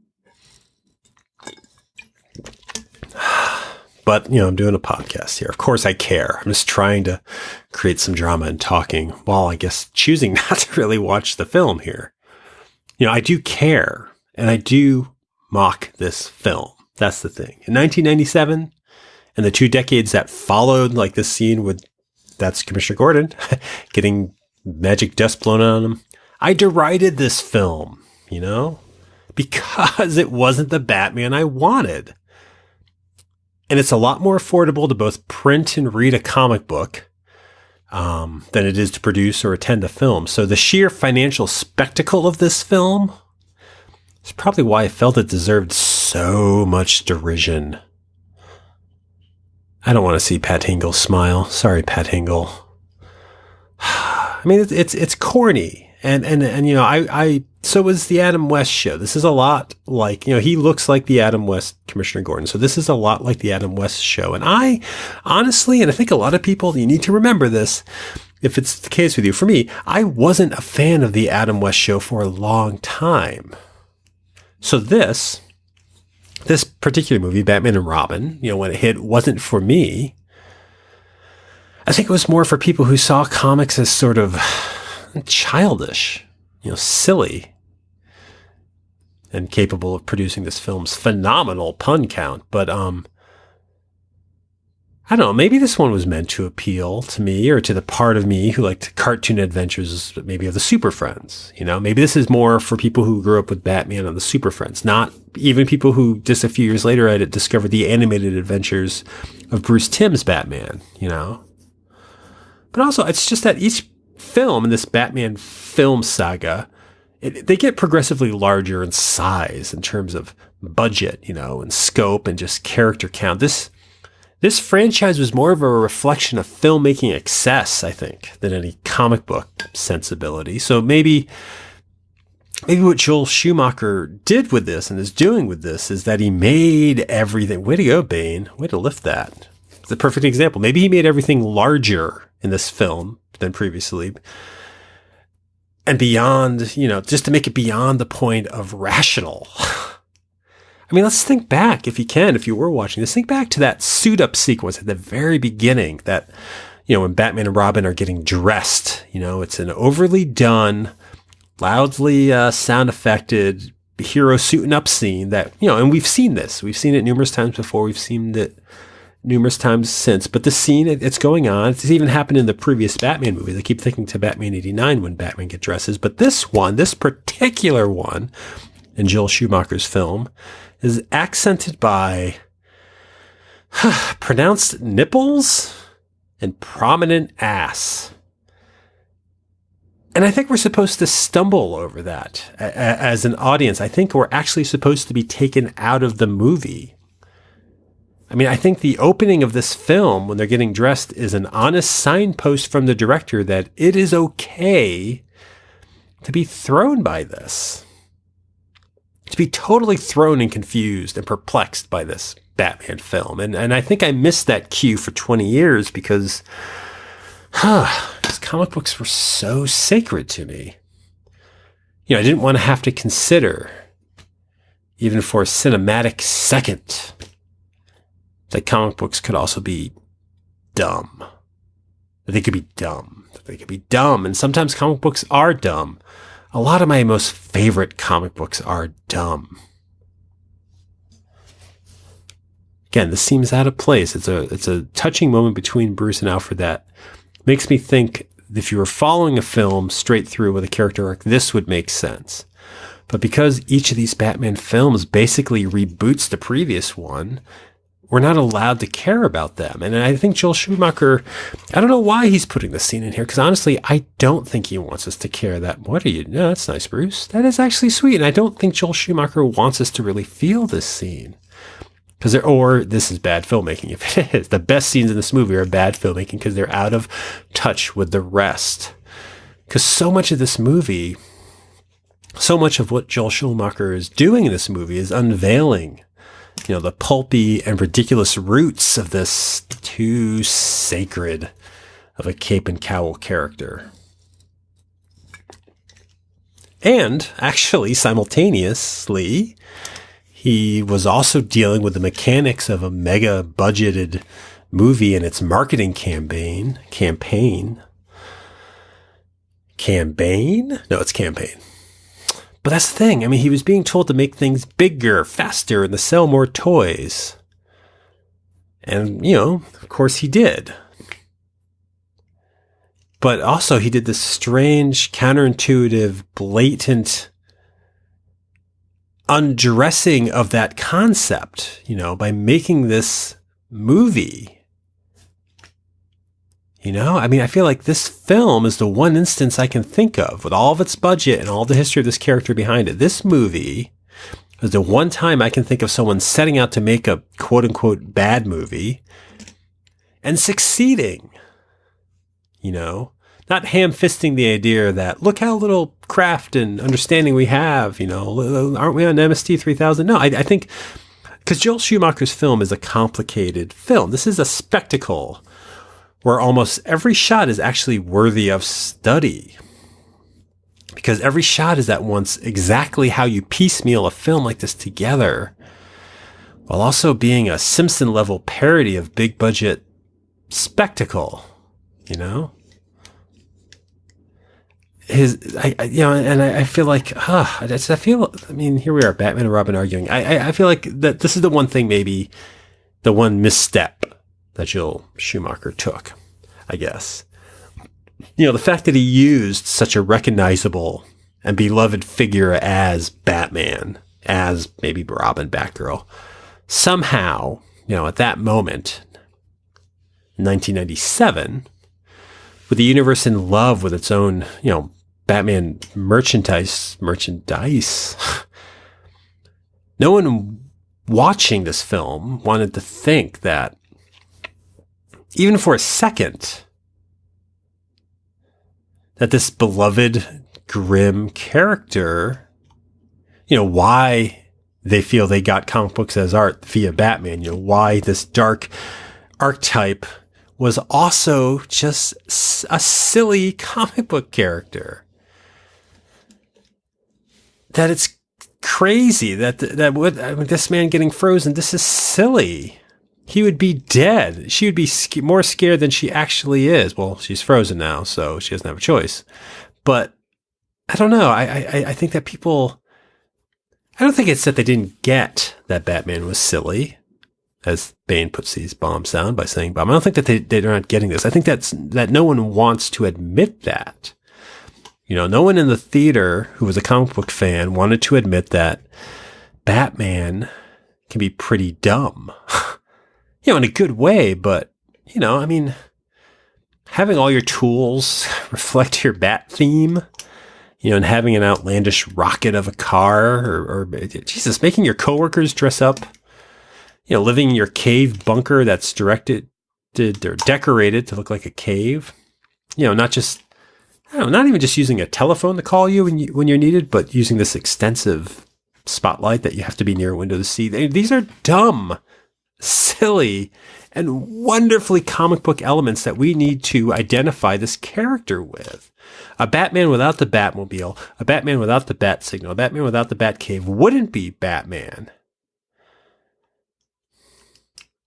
And I love the fact that in these movies we're getting to see this, But it is silly. My fandom love for it can't balance out that it's also silly. It's sort of like the first two movies here, the first Batman movies. Like that's how Batman sees himself, Because at least how I watch him, he's menacing in the shadows. He's a man of few words, but at the end of the day, if to take his origin story from the comics, he's a big, Bruce Wayne's a big Zorro geek or Gray Ghost geek, I guess, depending on the rights issues. He's cosplaying, the character of Bruce Wayne is cosplaying what he envisions justice to be. And the vision that he chose is a bat. We don't really think of bats as justice or vengeance or other than the word rodent. A rodent is there's a shot of Alicia Silverstone's ass and her boobs.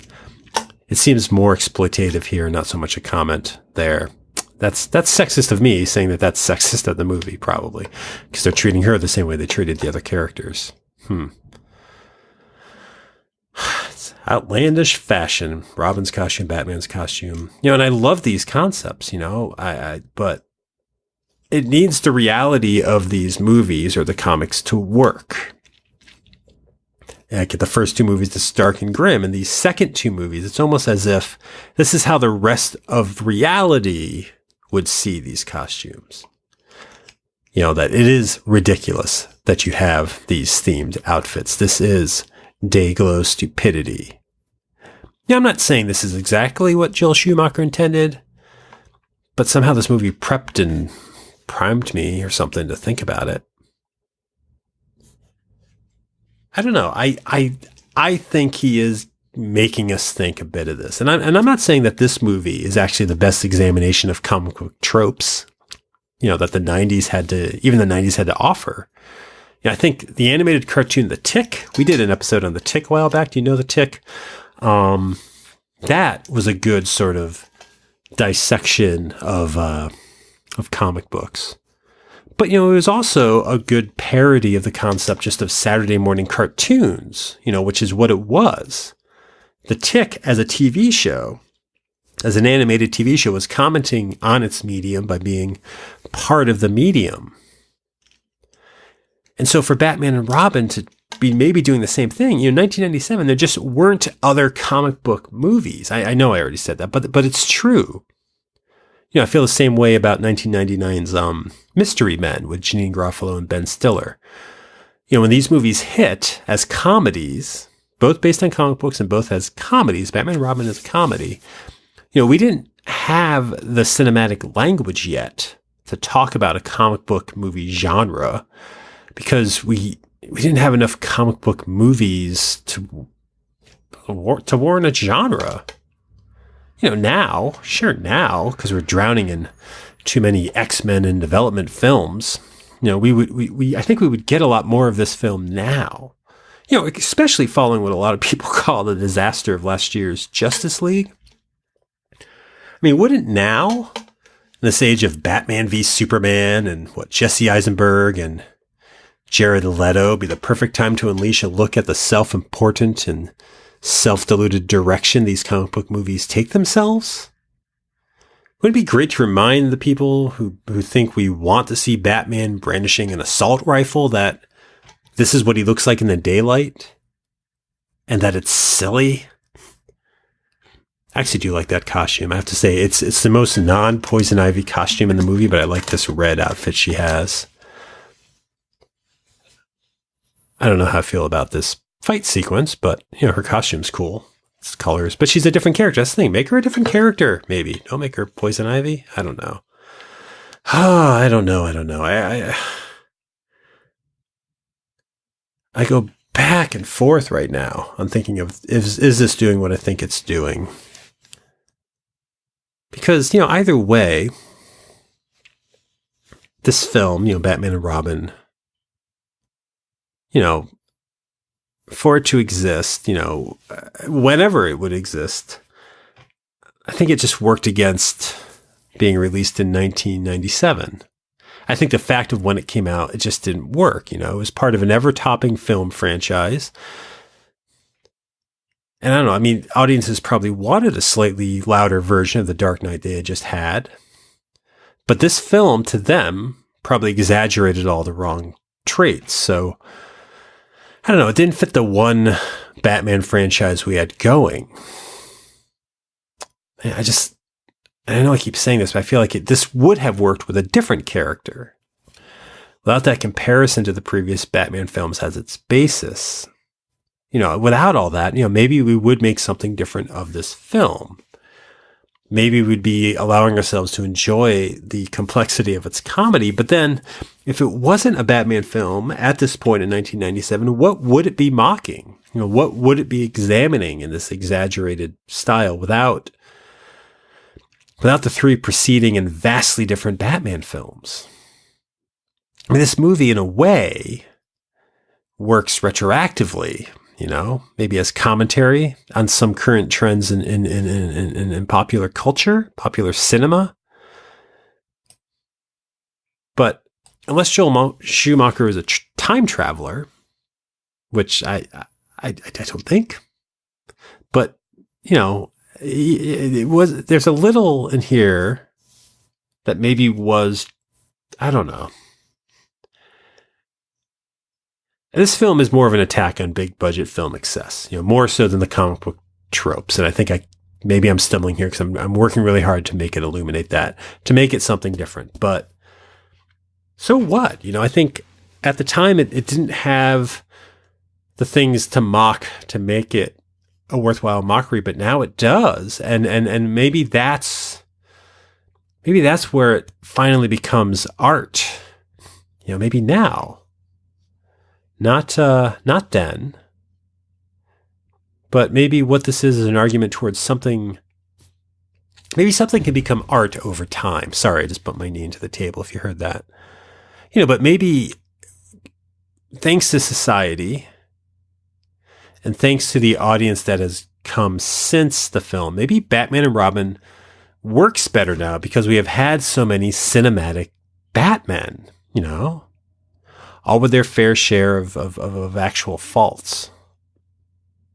But is it possible? Is that possible that with 20 years of film to draw on, a viewing audience can turn a piece of formerly crap celluloid into a socially relevant piece of art? Is that possible? Maybe, and if so, I think that's what the whole issue I keep saying I have with fandom amounts to. Watching this movie. Well, not watching this part, because this part is just a little too much flash and missiles for me. But, as fans of anything, as we get older, as experience occurs around us, as we hold on to something from the past, some piece of nostalgia, of childhood nostalgia, that thing, that piece, that nostalgia takes on a greater meaning, or I guess a different meaning, at least than its initial conception, So can we, as fans of something, fans of something from childhood, make something art, make something that was only entertainment into our past into something bigger. I mean, are we that involved in the creative narrative of Batman or Princess Leia, or Optimus Prime? I don't know, like, are we making modern myths like the archetypes of the Greeks and the Romans and the Sumerians? I mean, this is sort of blowing my mind right now because I feel like I'm getting something for the first time here. It still starts with real artists and screenwriters, comic artists, toy sculptors, and puppeteers. They're all real artists. But the work they make, this art they make, it's malleable, it's posable, it's Play-Doh in the hands of popular culture. That's probably why it's popular. It exists as a sort of, I don't know what you call it, like a filter, maybe, or maybe more like a broadcast, like a radio. I don't know, of our own internal thoughts, of our feelings, of our beliefs. Not a blank slate. Art's not a blank slate, but maybe it's something that still needs an interaction to be something, and to return to it, to come back to something from like childhood or from our past. Our interaction is going to be different, and it is going to be a different piece of work by that effect. I think art can change. In fact, something maybe can even become art long after it's first released into the world. Not by the artist's intention, but just by situation, timing, viewers. I don't know. It's not, there isn't a narrative to it. It's not set in now, present, future. It's a weird cylindrical look at something because, we have to sort of bend our rules of perception to make this movie artistic. And yet it is. Again, not right there. Not Robin catching Batgirl maybe, but a lot of this is a well-intentioned, I think that's a shot from Batman Forever. I think those rocks are taken from Batman Forever, but I think a lot of this is a well-structured piece of visual something. I won't keep saying that anymore. Maybe I will, because visually, yes. Try to describe what's going on. Batman, I think, has his cape caught in a telescope right now. And these two people who were previously frozen are holding on to the telescope. I really did drift for a minute. I'm not sure what's happening here. I think, unlike the other films, this is a plot that threatens the entire world. I think maybe Mr. Freeze was trying to harness the power of what looks like Saturn. They're in a planetarium. That's why Saturn, the picture of Saturn, is there. But this cannon, this diamond-powered cannon, I think, is supposed to freeze the Earth for him, maybe? I don't know. Was this commentary better when I wasn't trying to describe the movie? I feel like they don't film these things in order. I know that, but I feel like at this point, everyone seems so tired. As an audience member, honestly, yes, this movie is probably 20 minutes too long. It probably should have ended much sooner than this. And again, my experience of watching in the theater, everyone thought so. Quietly, people weren't booing this movie, but I definitely remember people were not reacting to this movie. And people had reacted to all three prior Batman movies. I do remember that. This one, I think by this point, it was just politely waiting for it to be done. Like if you're at a kid's recital, and after your kid is done, I don't have a kid, but I assume, nephew or something is performed, and there's still 4 acts. You stay in your chair because you don't want to be seen as the person who was only there for the kid, because then you're not there for the bigger piece. But you're not paying attention. You're just sitting there.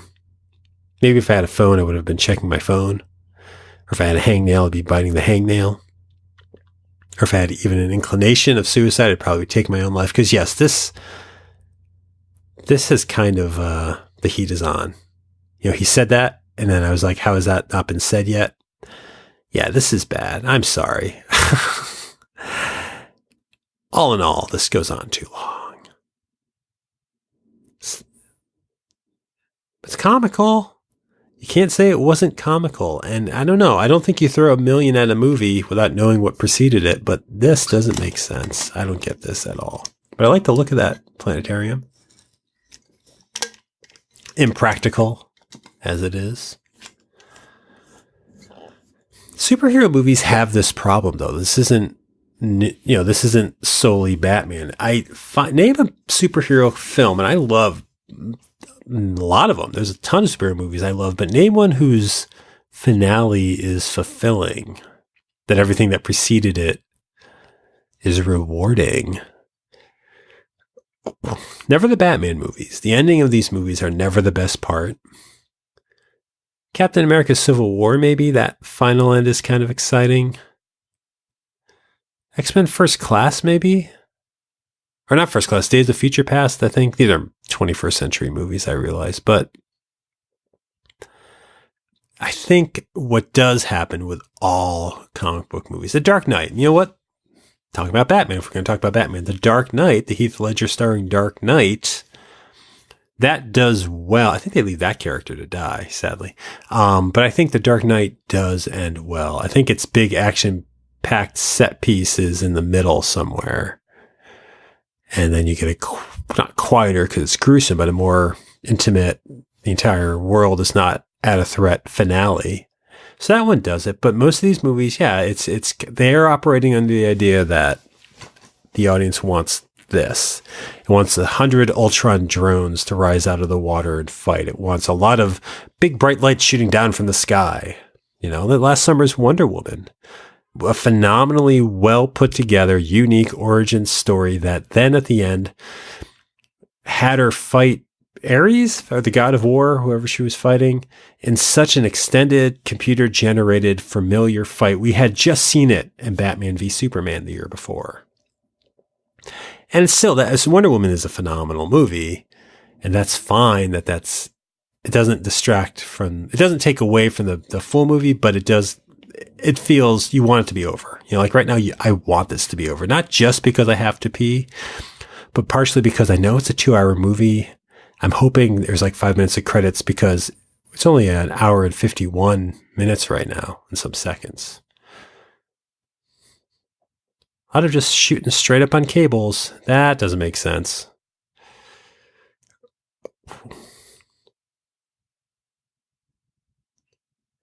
I like how no one seems, even though they're all talking about the dangers of the world, everyone's, not Chris O'Donnell. Here's the thing. Actually, I just don't like Robin in this movie, but Chris O'Donnell is playing this. He's doing his part. He's not risking you not liking him. Everyone else is kind of blasé. Honestly, I feel like Alicia Silverstone she's doing her own thing, but she's most in on the ridiculousness of this. Maybe it's from being in an Aerosmith video with Steven Tyler's daughter. I think she gets that this is dumb. A little bit of Kristen Stewart-y, or maybe Kristen Stewart was doing a little bit of Alicia Silverstone in her understandings of the mechanics of what she was working on in terms of character. I mean, that's the thing. It must be hard to be an actor in one of these movies. In this movie, for example, where you're servicing a comment on these things, but you're part of these things. You're the actor. A director can have the external, on the outside looking in, commentary on it.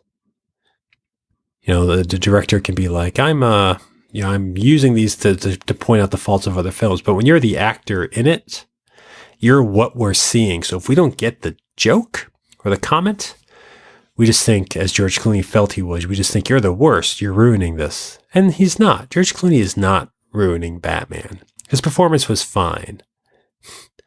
A Michael Keaton Bruce Wayne would have ruined this movie because this isn't that kind of movie. This is, Adam West would almost fit into this film. And I think George Clooney is doing his thing, not Adam West's thing, but he's playing Bruce Wayne differently.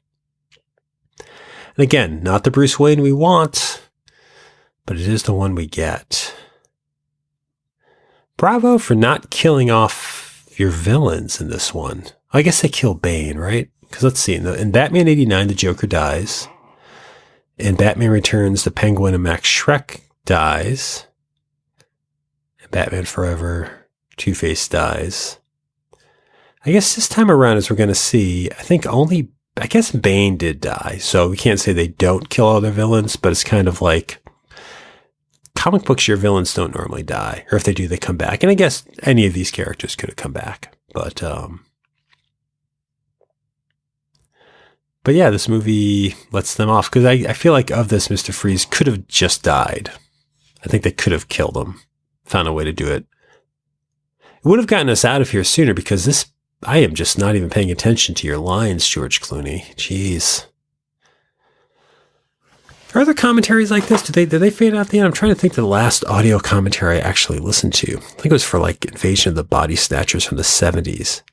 I remember thinking, commentaries for movies that are 20 years old, commentaries by people who worked on it that were recorded 20 years on, 30 years on, well after they existed. Those are the interesting commentaries. Because of what we were just saying, there's the reflection, there's the changing of time. You can go back and look at whatever it was you worked on, and through memory, think back, but also just see how does it fit to society. Whereas a commentary done on a movie that just came out, like all the Marvel movies have their commentary on them. Or not all of them, but the ones that do have a director commentary. And that's cool, it's there, but it was recorded probably before the movie even came out. Probably in the production stage, or maybe shortly after it. There's no time to really see it as art if you just made it. And I think that's why discussing this movie now is a very different conversation than discussing it 11 years ago. 15 years ago when Batman Begins came, because Batman Begins was the first Batman movie after this. About 7 years after Batman and Robin, 2005, they rebooted Batman, and they did the Christopher Nolan dark take, which I like. But even if you look at the three Nolan movies, of those three, while The Dark Knight is probably the most well-made movie, Batman Begins is the best Batman movie. In a lot of ways, Batman Begins is the best Batman movie we've ever gotten, because it balances out this need for gritty real world with aspects of the comics. That Batman Begins very much wants to be, here's how Batman would exist in a real world, but it's giving you stuff like the Cave, the Signal, the Batmobile, Ra's al Ghul's weird supernatural aspect. It gives you those things. And I think that one you could enjoy either way. The Dark Knight, a great movie, and an amazing performance by Heath Ledger, a very dark, grim movie. Doesn't feel like a Batman story. I like the story, and it feels like Batman in that universe, but I don't see that in the comics. And maybe it's because when we get to, The Dark Knight Rises, there's finality to that story. Not so much with Batman Begins, but with the second two, Christopher Nolan was suddenly telling a contained story. And I think that's great. And maybe that should happen more often. Maybe what we need, and I enjoy the Marvel continuity, don't get me wrong, but maybe what we need are these cycles of storytelling, because comic books do it. And I didn't realize it as much as a kid, but comic book universes reboot themselves all the time to allow different stories, to allow things not to get stale, to allow working with characters in different realms. I mean, honestly, imagine if Batman was always the Batman from 1938. Like I was saying earlier, I wouldn't have read any of the comics I grew up with, because that character to me was boring. Whereas imagine if Batman was, after Batman's backup broke, if Azrael stayed as Batman, and that was always a story. I would find that boring, or the goofiness of Batman in the 50s. Like, we tend to forget as fans of things that most things that exist over a period of time consistently, reboot is the word, I'm sorry, but consistently reinvent themselves, cycle in and out. Songs, bands, music, they exist in a period and they come and go. Batman films should be able to do the same. Marvel is doing a great thing, but I don't think other movie companies need to. I think it fucks with our head a little to expect that everything's going to connect, and that if one thing goes wrong, it's ruined forever. We got a dud Justice League movie.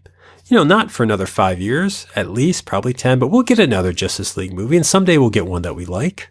And if we don't, we've got a Justice League cartoon from the early 2000s that's amazing. And if we don't like that, we've got issues of JSA by Grant Morrison that's amazing. If you don't like that, reach back to the 80s to 70s. These characters have all of their stories out there. Just fucking find the ones you want. I know that steps on this idea of talking about this movie because we're talking about this movie, and I found a way to not really watch it while talking about it. So yes, maybe this isn't the great movie I set out to make it seem like, but it's better than I gave it credit for. Joel Schumacher, you did not ruin Batman, because these Batman films were never really about Batman as I knew him, or as I got to know him. They're just an interpretation. They're just a feel of what maybe something is. And it doesn't have to be that. It won't be. Obviously, we didn't get more movies like this. You know, when the movie worked, you get more movies like that. And that, in a way, kills that too. But we didn't get another movie like Batman and Robin. Nobody thought to make a superhero movie like that. And you're not gonna, because it didn't work.